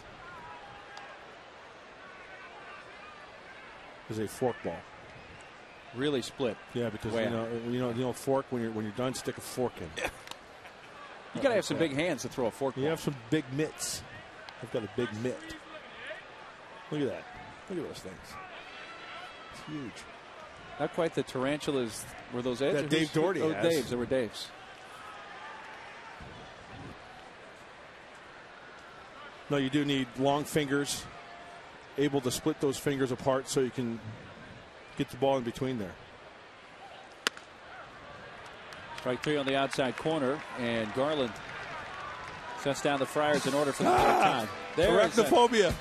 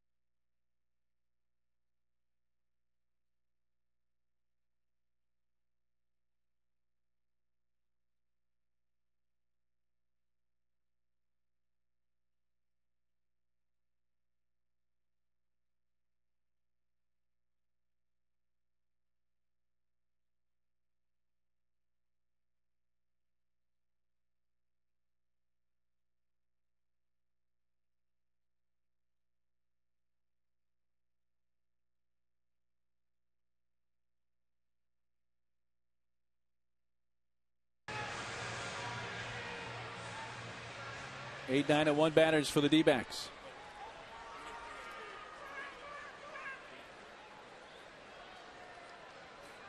Ojeda leading off. His fly to left and struck out. Bunts.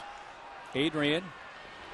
Race to the bag and got him. Adrian laid out. Now Ojeda's going to argue this. He wants help from the home plate umpire. Lorenzo Bundy, the first base coach. That's Paul Nart, the first base umpire, and A.J. Hinch, the manager, takes over the argument.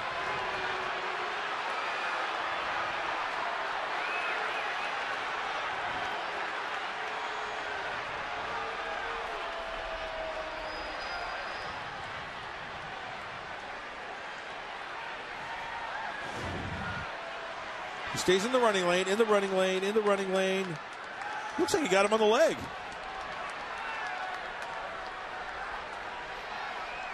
He got him on the outside of the left knee, it looked like. You know what I'm saying, right? Yeah. Oh, got him on the rear end maybe too. Very, very close. Kind of tough to tell there. That hand was getting to the base about the same time, but yeah. Okay. Oh, you know what? That's the best look. I don't know if he got him.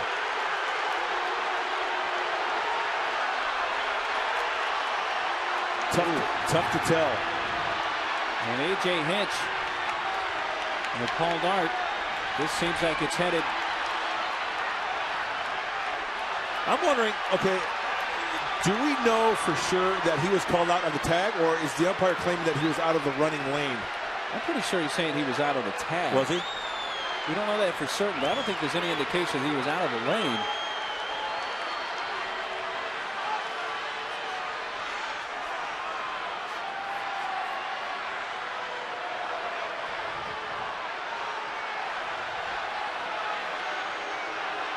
I thought A.J. Hinch was a moment away from getting tossed, but seems like he's calming down a bit. And Paul Nart backing up.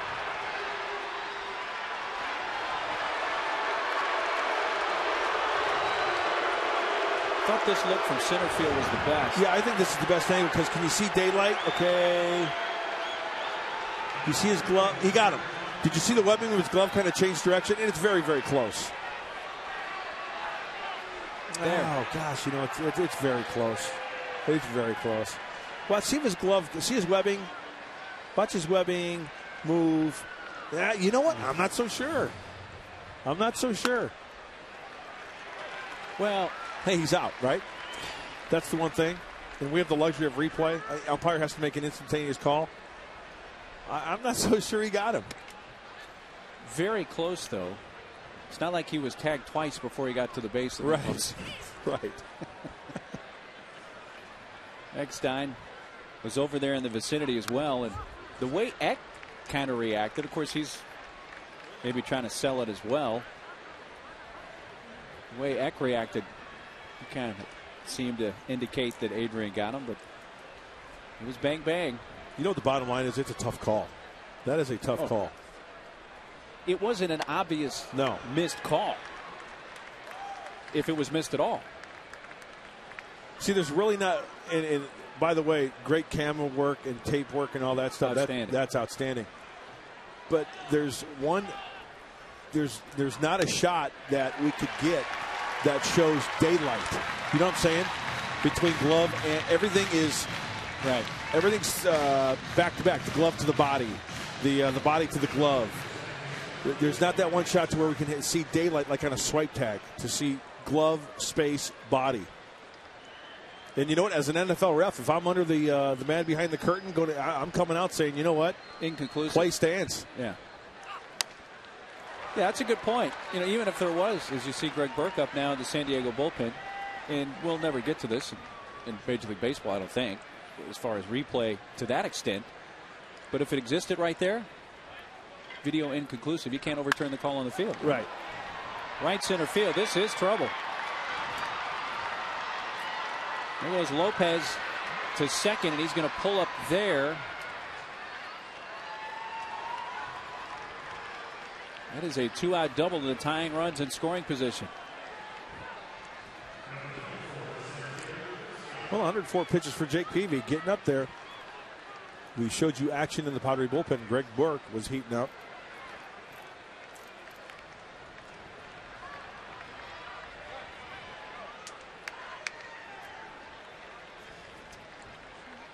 Well, Todd Hutchison coming out, the head athletic trainer. See if they look at his finger.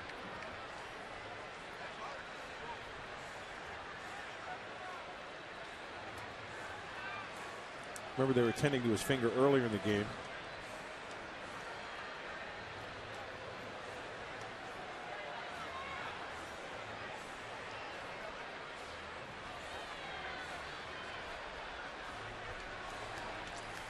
Well, it was either a question with the trainer going out there, was a question about his ankle, his finger, or the flu. Pick one of the three. And you know what? According to Jake, all three, I'm fine. Let's go. I mean, anytime the trainer goes out there, there's an issue, right? Got to be. Everything seems to be A-OK. So no visit charged. Bud was about 3/4 of the way out there as well when he turned around. And Todd Hutchison looking as handsome as ever. Dapper. Best trainer in the game. Chris Young. It's the first pitch. Towering pop-up. And Wilson, the shortstop, makes the catch.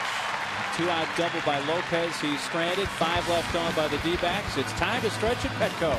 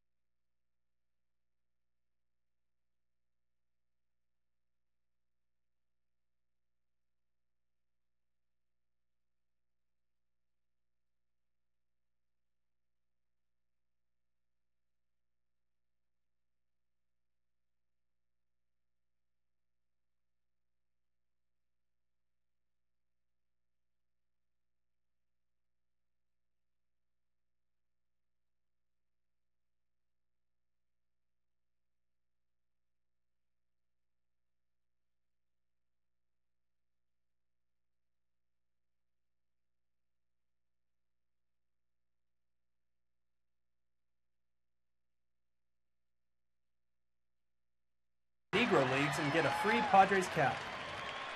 Hey, be at Petco Park for the Padres salute to the Negro Leagues and get a Padres cap. Presented by San Diego County Credit Union. Visit Padres.com. Home half of the 7th. And John Garland, the starter for the D-backs, back to work against the top of the order. And Tony takes it inside for ball 1. D-backs took the lead with 2 in the 4th. Padres 4 in the 5th. Arizona 1 in the 6th. So a 1-run game. Padres needing a win to split this 4-game series.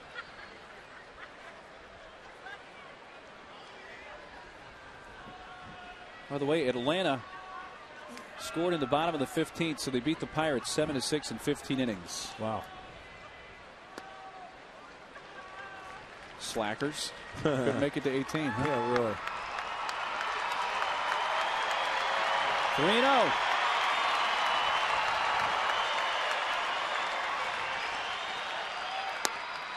Four-pitch walk. Leadoff man aboard in the 7th.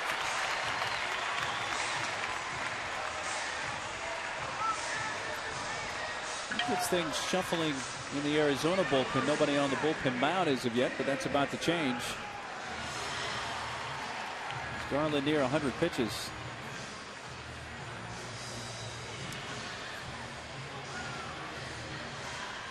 Left-hander Daniel Schlereth now starts to heat up.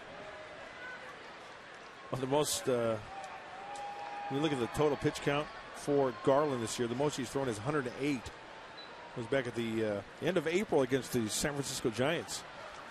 He's thrown 105, 102, 108. 100 pitch of the night. He's ball one to Eckstein.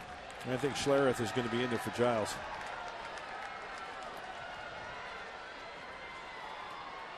And another lefty, Adrian, after him. So this, as you alluded to, certainly looks to be like Garland's last hitter.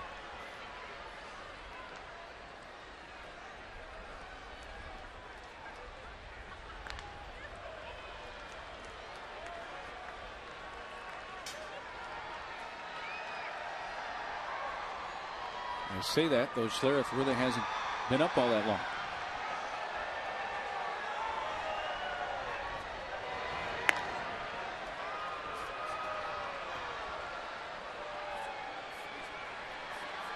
Couple of throws to first, buying some more time for Schlereth in the bullpen. And Tony's got a pretty good sized lead. Nick takes it on the inner half. The ball and a strike.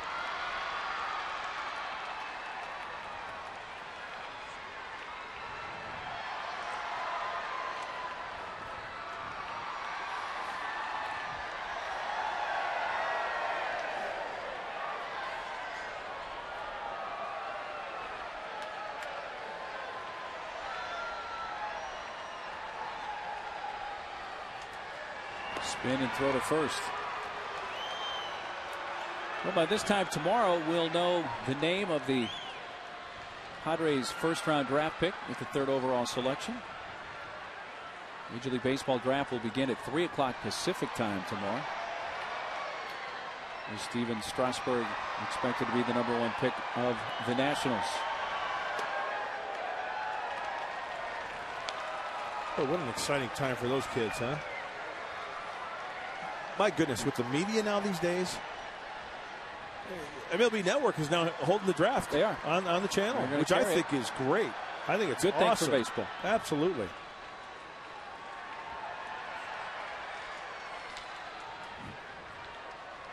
Runner going, broke his bat. Garland will take the out at first. You see what Eck did there? I mean, he broke his bat, but the runner was going, and it looked to me like he purposely really wanted to get on top of that baseball rather than hitting it in the air. He really get on top. Why? To hit the ball on the ground so the runner could advance.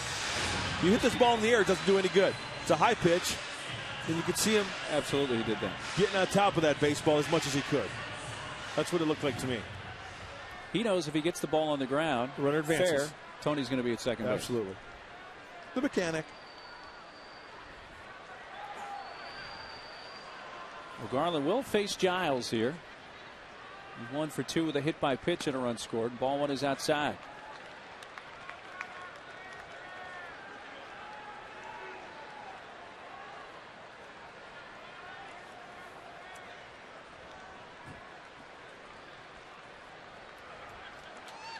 Four 4-3 San Diego, bottom of the 7th.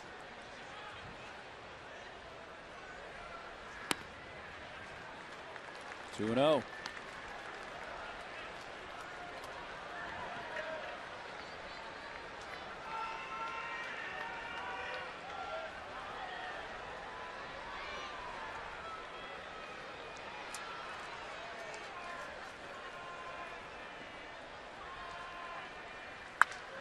Line to right. Parra comes in to make the catch. Bryant hit it right on the nose. And Parra did not have to stray far. 2 away. Adrian comes up with first base open. It's going to be very frustrating for a hitter to square up on a baseball and it's hit right at the guy coming in.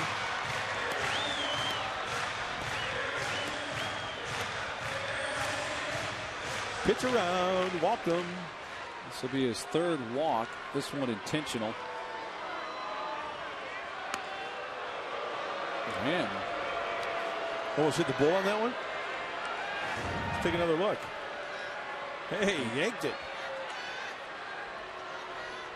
My bad. Did it again. He's got the thing. This is not the first pitch, gang. This is the second pitch.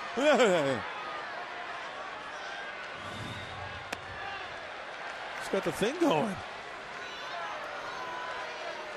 The yips. Yeah. You know what? He made an adjustment the last He two did pitches. make an adjustment on the last two. That's a good sign. Adrian, by the way, has now walked 9 times in this 4-game series. And Garland at 110 pitches. It's most he's thrown this year. Exceeding the 109, which you mentioned. 110 against Colorado. Well, if they wanted, you know what? Schlereth has been ready. I thought he was going to pitch to Giles. Yeah, you know, the bottom line is they got Giles. They hit the ball hard, but now you've got Kuzmanov coming up from the right side. This has got to be his last hitter, huh? Even if Kuz gets a hit here, Headley from the right side only hitting 183. So they'll probably bring the lefty in if it gets to Headley. On the inside part, strike one.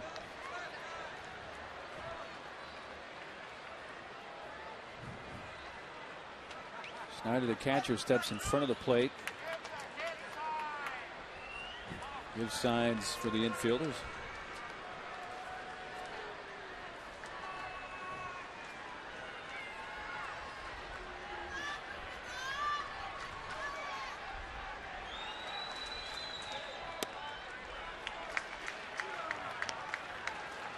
Big 2-run single with 2 outs in the 5th for Kuz his last time up.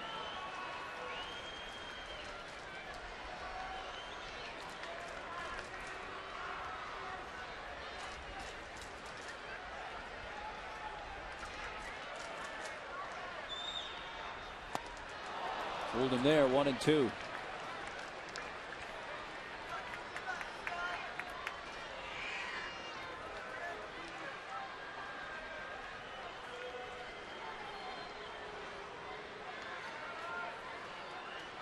Leadoff walk to Gwynn. 2-out intentional pass to Adrian. 2 on, 2 outs. Who's in the hole? The 1-2 from Garland. A little bit inside.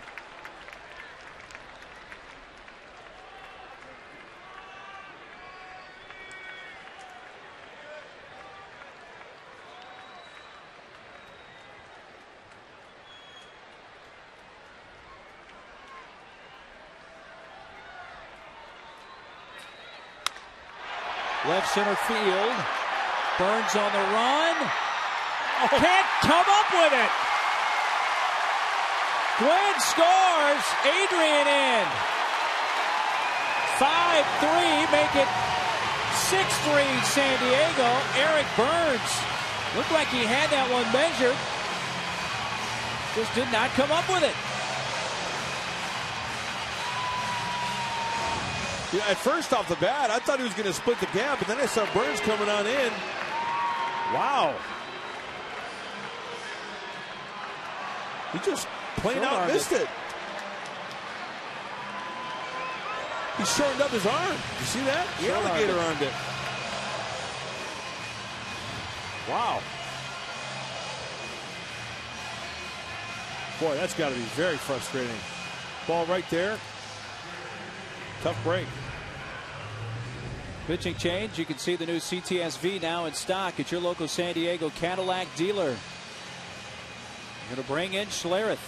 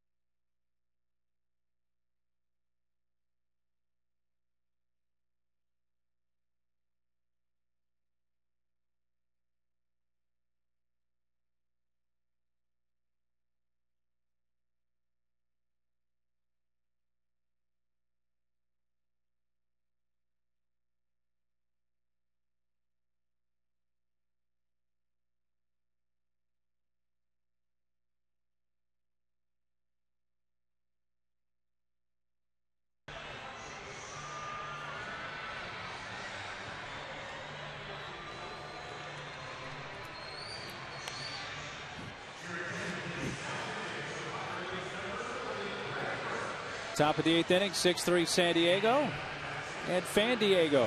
The Ceiling Fan Store with 4 locations. Check out fandiego.com. For ceiling fans, go to Fan Diego. Fan Diego fans of the game tonight.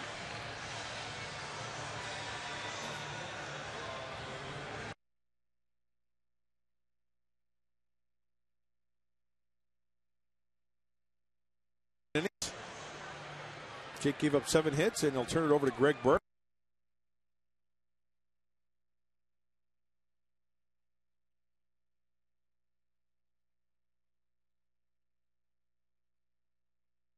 Time to bury the D-backs as we go into the last 2 innings. Parr leading off, 2 for 3 tonight.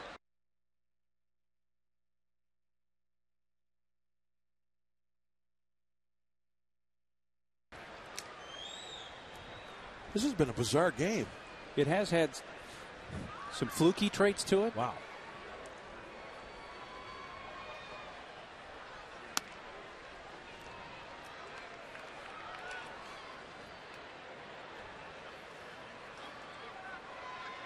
Six runs, 7 hits, an error for the Padres. 3-7-0 for the Diamondbacks.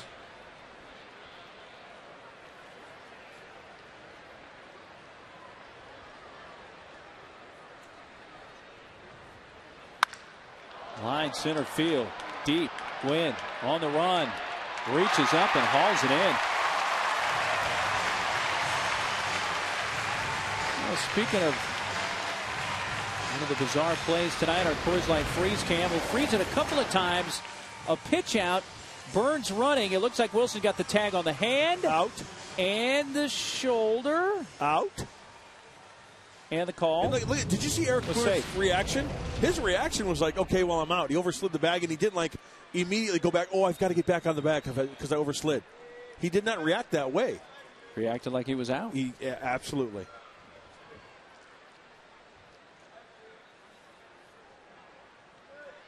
Shortstop Stephen Drew.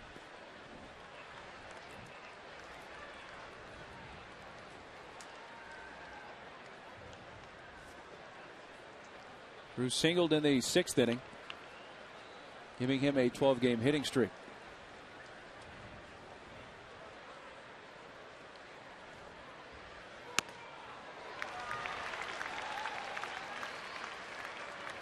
Peavy went 7 tonight. 3 runs, 2 earned, 7 hits, walked 2. Both the walks came in the 2nd and did not hurt him, and struck out 8.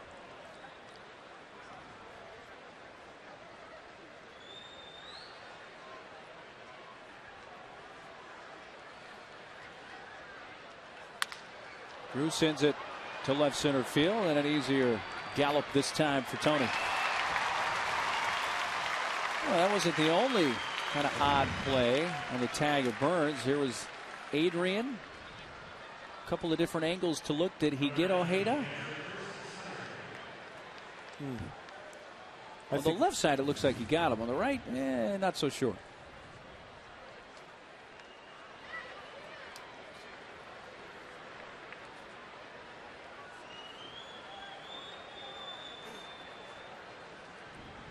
Okay, now after this pitch, we're going to take a look at it one more time, and please excuse me, but I just want to look at one thing, and before we get there, focus on the right hand side. The right hand side. Watch the back left pocket of the runner there. See how like a little bit of a crease, and then it goes away when he. So did he get his pocket? Or was that just a shadow? That's what I was going to say. Still, you know what? If I'm the NFL ref, play stands. Inconclusive, yeah. You got to go with the call on the field, which was out.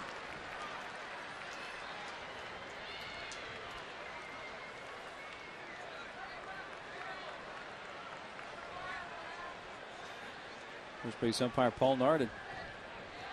Adrian talking between pitches. Good call, dude. I got him. Greg Burke comes in and sets the side down in order. Bottom 3 coming up for the Padres.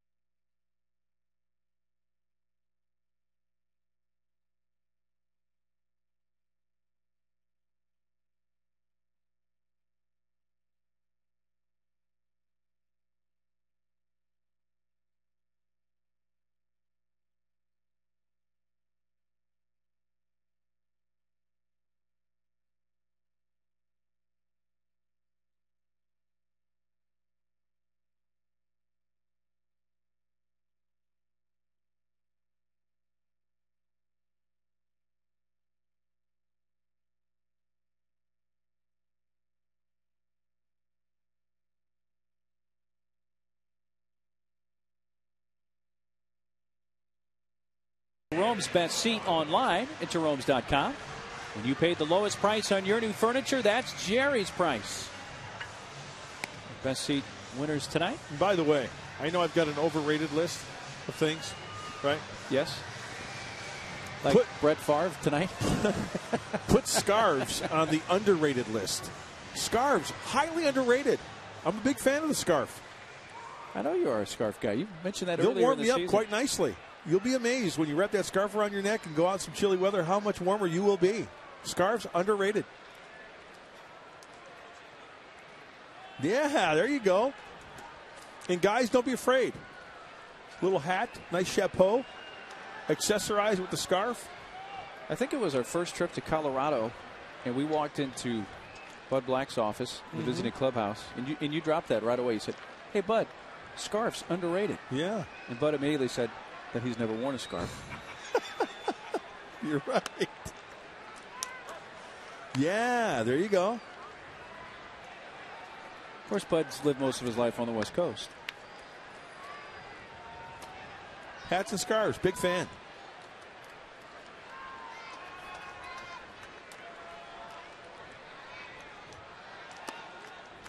Down away from Schlereth, 1 ball, 2 strikes.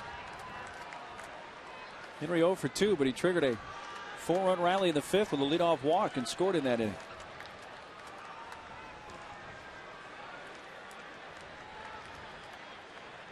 Now it's time to add on against this Diamondback bullpen, huh? Yeah, why not? Build some momentum here for L.A. Get the offense feeling good about itself. Because Dodger Stadium, we have seen, it's been a tough place to win this year. Dodgers 22-8 at home this year. Strike out for the first out of the 8th. Our MLB leaderboard tonight presented by Avalanche Heating and Cooling. Your comfort is our priority. Most runs scored from the 7th inning on this season. Well, the 2 teams with the 2 best records in baseball, the Dodgers and Phillies there, but got Arizona and the Padres also on this list. You know, the numbers you see there, sure, 96 is nice, 87 for the Padres being 5th, but scoring the runs is good, but how many runs are being given up after scoring that 7th inning? You know what I'm saying? That's a part of that tale, and also a part of that 8 extra inning games played by San Diego this year. One going 18 yesterday and one 16 innings about 3 weeks ago.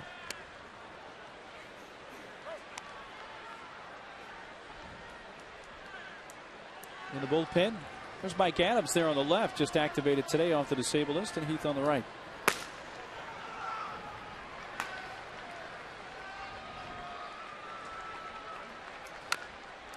So the impression I'm getting there, 3-run lead, Heath time. If they add on here, Mike Adams. Yep.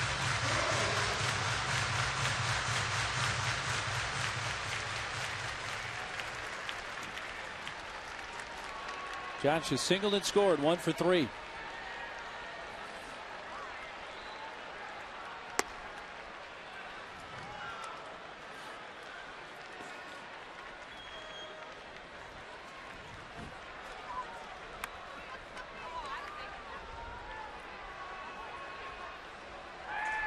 One out, nobody aboard in the San Diego 8th inning.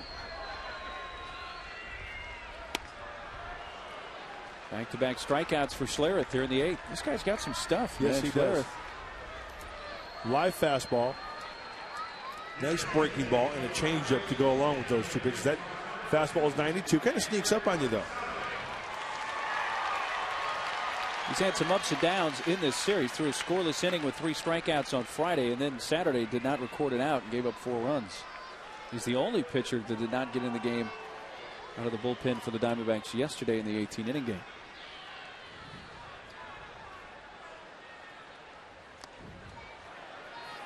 Edgar pinch hitting, strike 1. There you go, sporting the scarf. How you doing?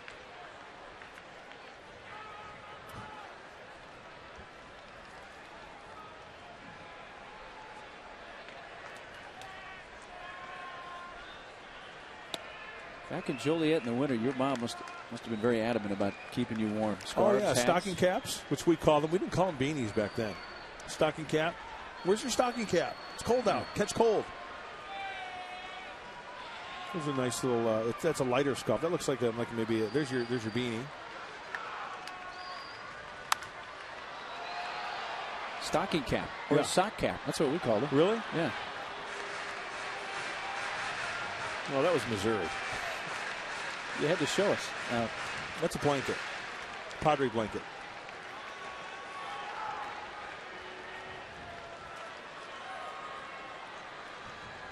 One, two to Edgar. Right off the breaking ball in the dirt.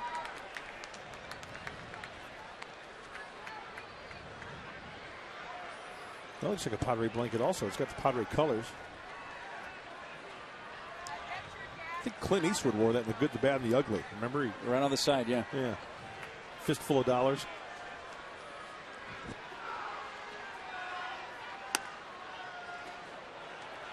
Full count.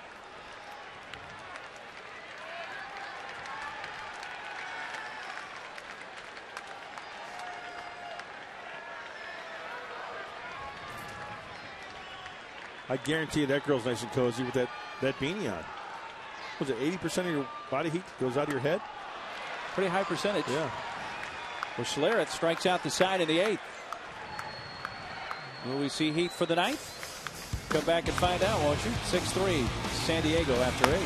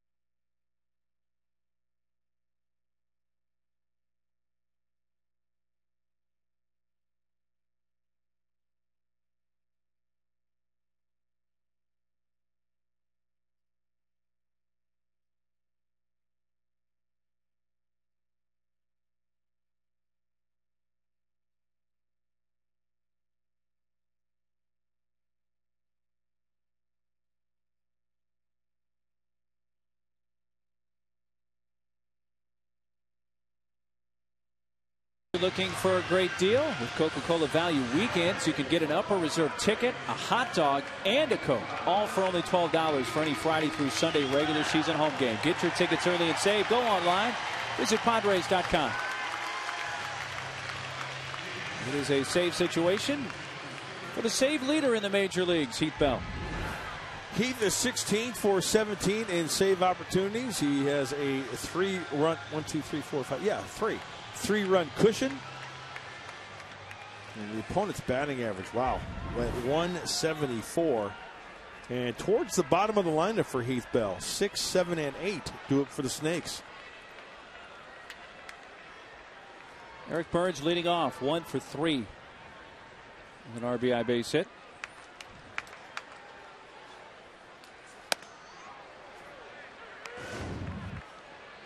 Well, this is earlier in the game when Eric Burns couldn't come up with that fly ball off the bat of Kevin Kuzminoff. Turned into a 2-run double. Kuz with 4 RBIs tonight, knocked in 4 of the 6. Third straight appearance, third straight game for Heath, who worked 2 innings yesterday through 32 pitches. And 2 nights ago in 1 inning through 20 pitches.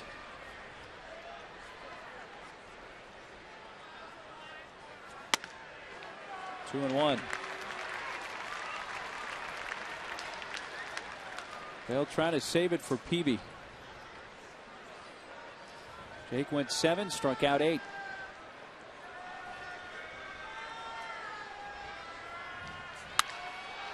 Liner.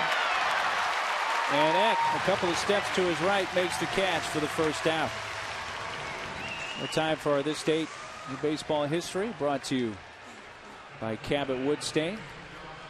On this date in 1981, the Giants used their first overall pick, which was 10th overall in the draft, on a right-handed pitcher at a Catholic Academy High School in Joliet, Mark Grant. The Padres would select Tony Gwynn 48 players later in that same draft. Yeah, how do you like them apples? And a year after that, that scout that signed me was fired. Maybe with good reason. I don't know. No, I'm kidding. In fact, the scout who signed me is a very dear friend of mine, Marty Miller, out of Chicagoland area. And Tony and I first hooked up in Instructional League that fall in Arizona. Well, not only was Tony drafted after you, but a host of others, obviously, since you were the 10th overall selection that year. 81 was a pretty good draft. Well, yeah, it sure was. I'll show you some names. Weitzel takes outside. Here's some of the names taken after you.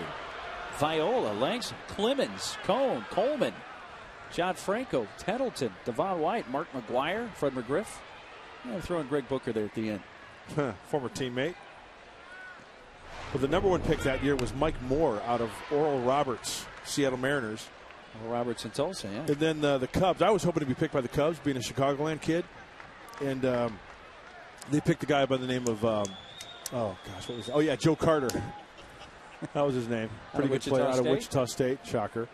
And Dick Schofield was picked 3rd by the Angels. Dick Schofield Jr. Boy, Ron Darling was before me. The Yale guy. To the Rangers number 9. And then you at 10? And I was at 10. Kevin McReynolds was picked by the Padres. Arkansas? Out of Arkansas before me. Yep.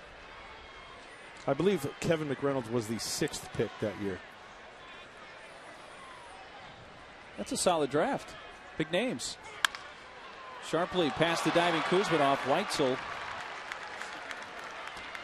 singles on a 2-2 pitch. He's going to get the tying run into the on-deck circle. Actually, back then it was just Joliet Catholic. It wasn't Joliet Catholic Academy. It was, okay. Because now there's girls that go there. Before it was an all-boys school. That's why I'm so mad in the movie Rudy. They had girls in the classroom, and they didn't have girls. Inaccurate, huh? Inaccurate.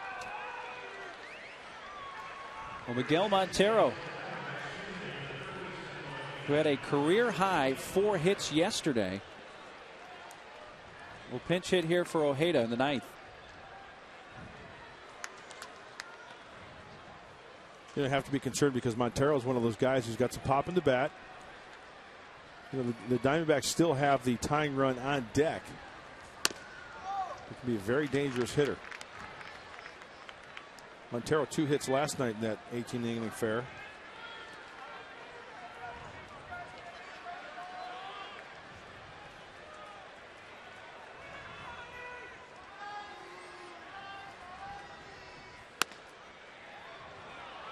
That's just off the outside corner. 2 balls, no strikes.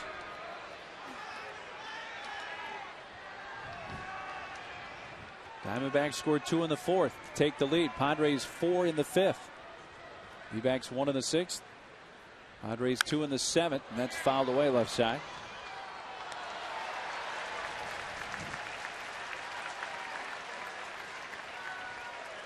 Padres trying to split this 4-game series in L.A. tomorrow. The Honda Dealer pregame show on at 6:45 from Dodger Stadium. Brought to you by the Honda Dealers of San Diego County. You can visit them on the web at sdhondadealers.com.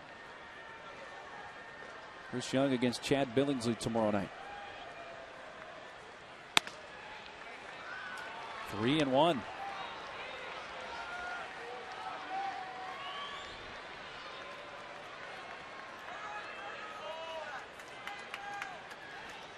Mark Reynolds with the 3-run homer in the 18th last night on deck.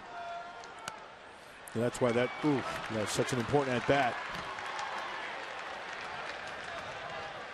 gotten serious here in the ninth. The tying run will come to the plate.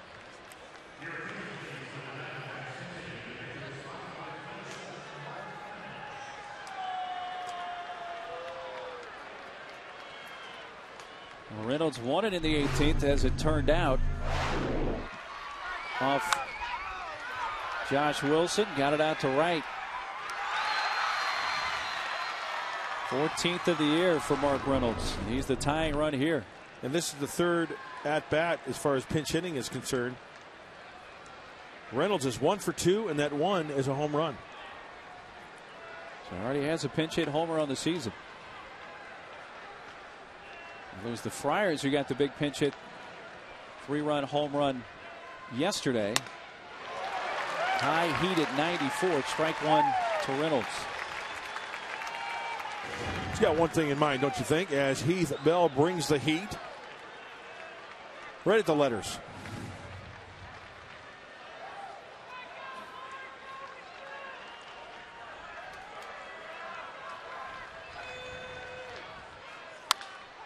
Fouled out of play right side.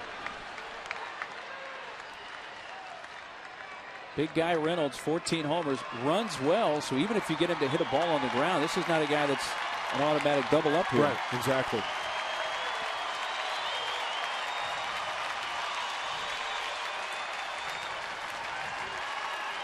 Grounded into 5 double plays on the season.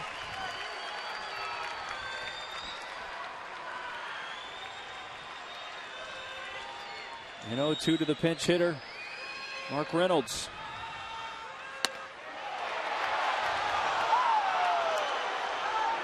It's a ball. This ball's going to be off the plate if I'm a betting guy.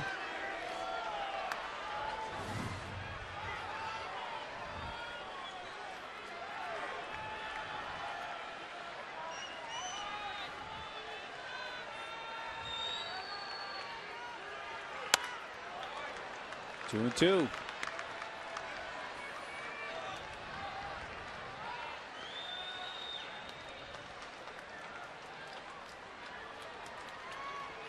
One out single by Weitzel, a walk to Montero. Tying run at the plate. Here in the ninth, the 2-2. And a breaking ball on the hands. Yeah. I don't think that was his intention on the inner part of the plate, as Henry is set up away.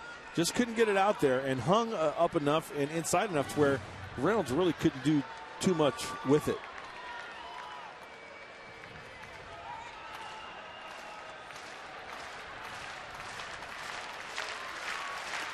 Heath Bell working for the 3rd consecutive day. To total up all his pitches over the last 3 games, including this one, he's over 70 pitches. 20 here in this one alone. And challenged him with the high heat. And strikes out Reynolds for out number 2 of the ninth. Heath bringing the heat, and Reynolds just letting her rip. And offers it the high fastball. He got him. One more big one, big boy.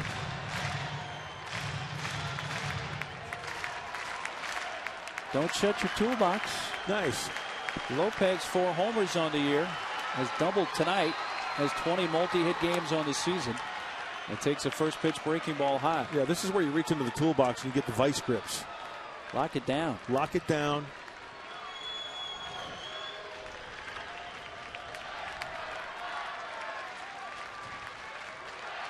Two on, 2 outs.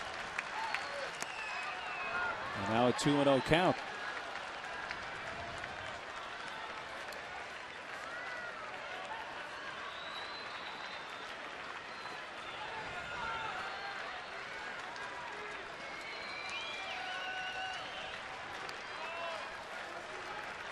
We've taken some extra time.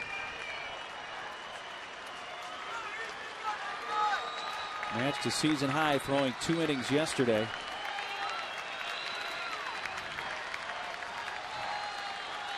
And threw an inning here on Saturday night.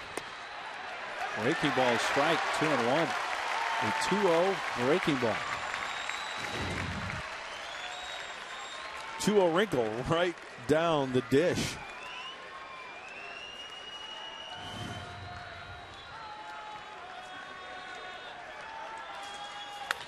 Another one rolled out to Eckstein. On to Adrian. Padres win it 6-3.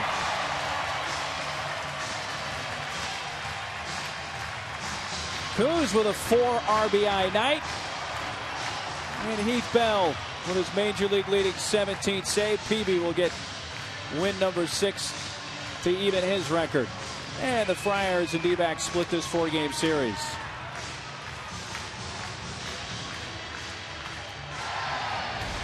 Big 4-run fifth. Got it going for San Diego. And they win it 6-3. We'll come back to wrap it up after this.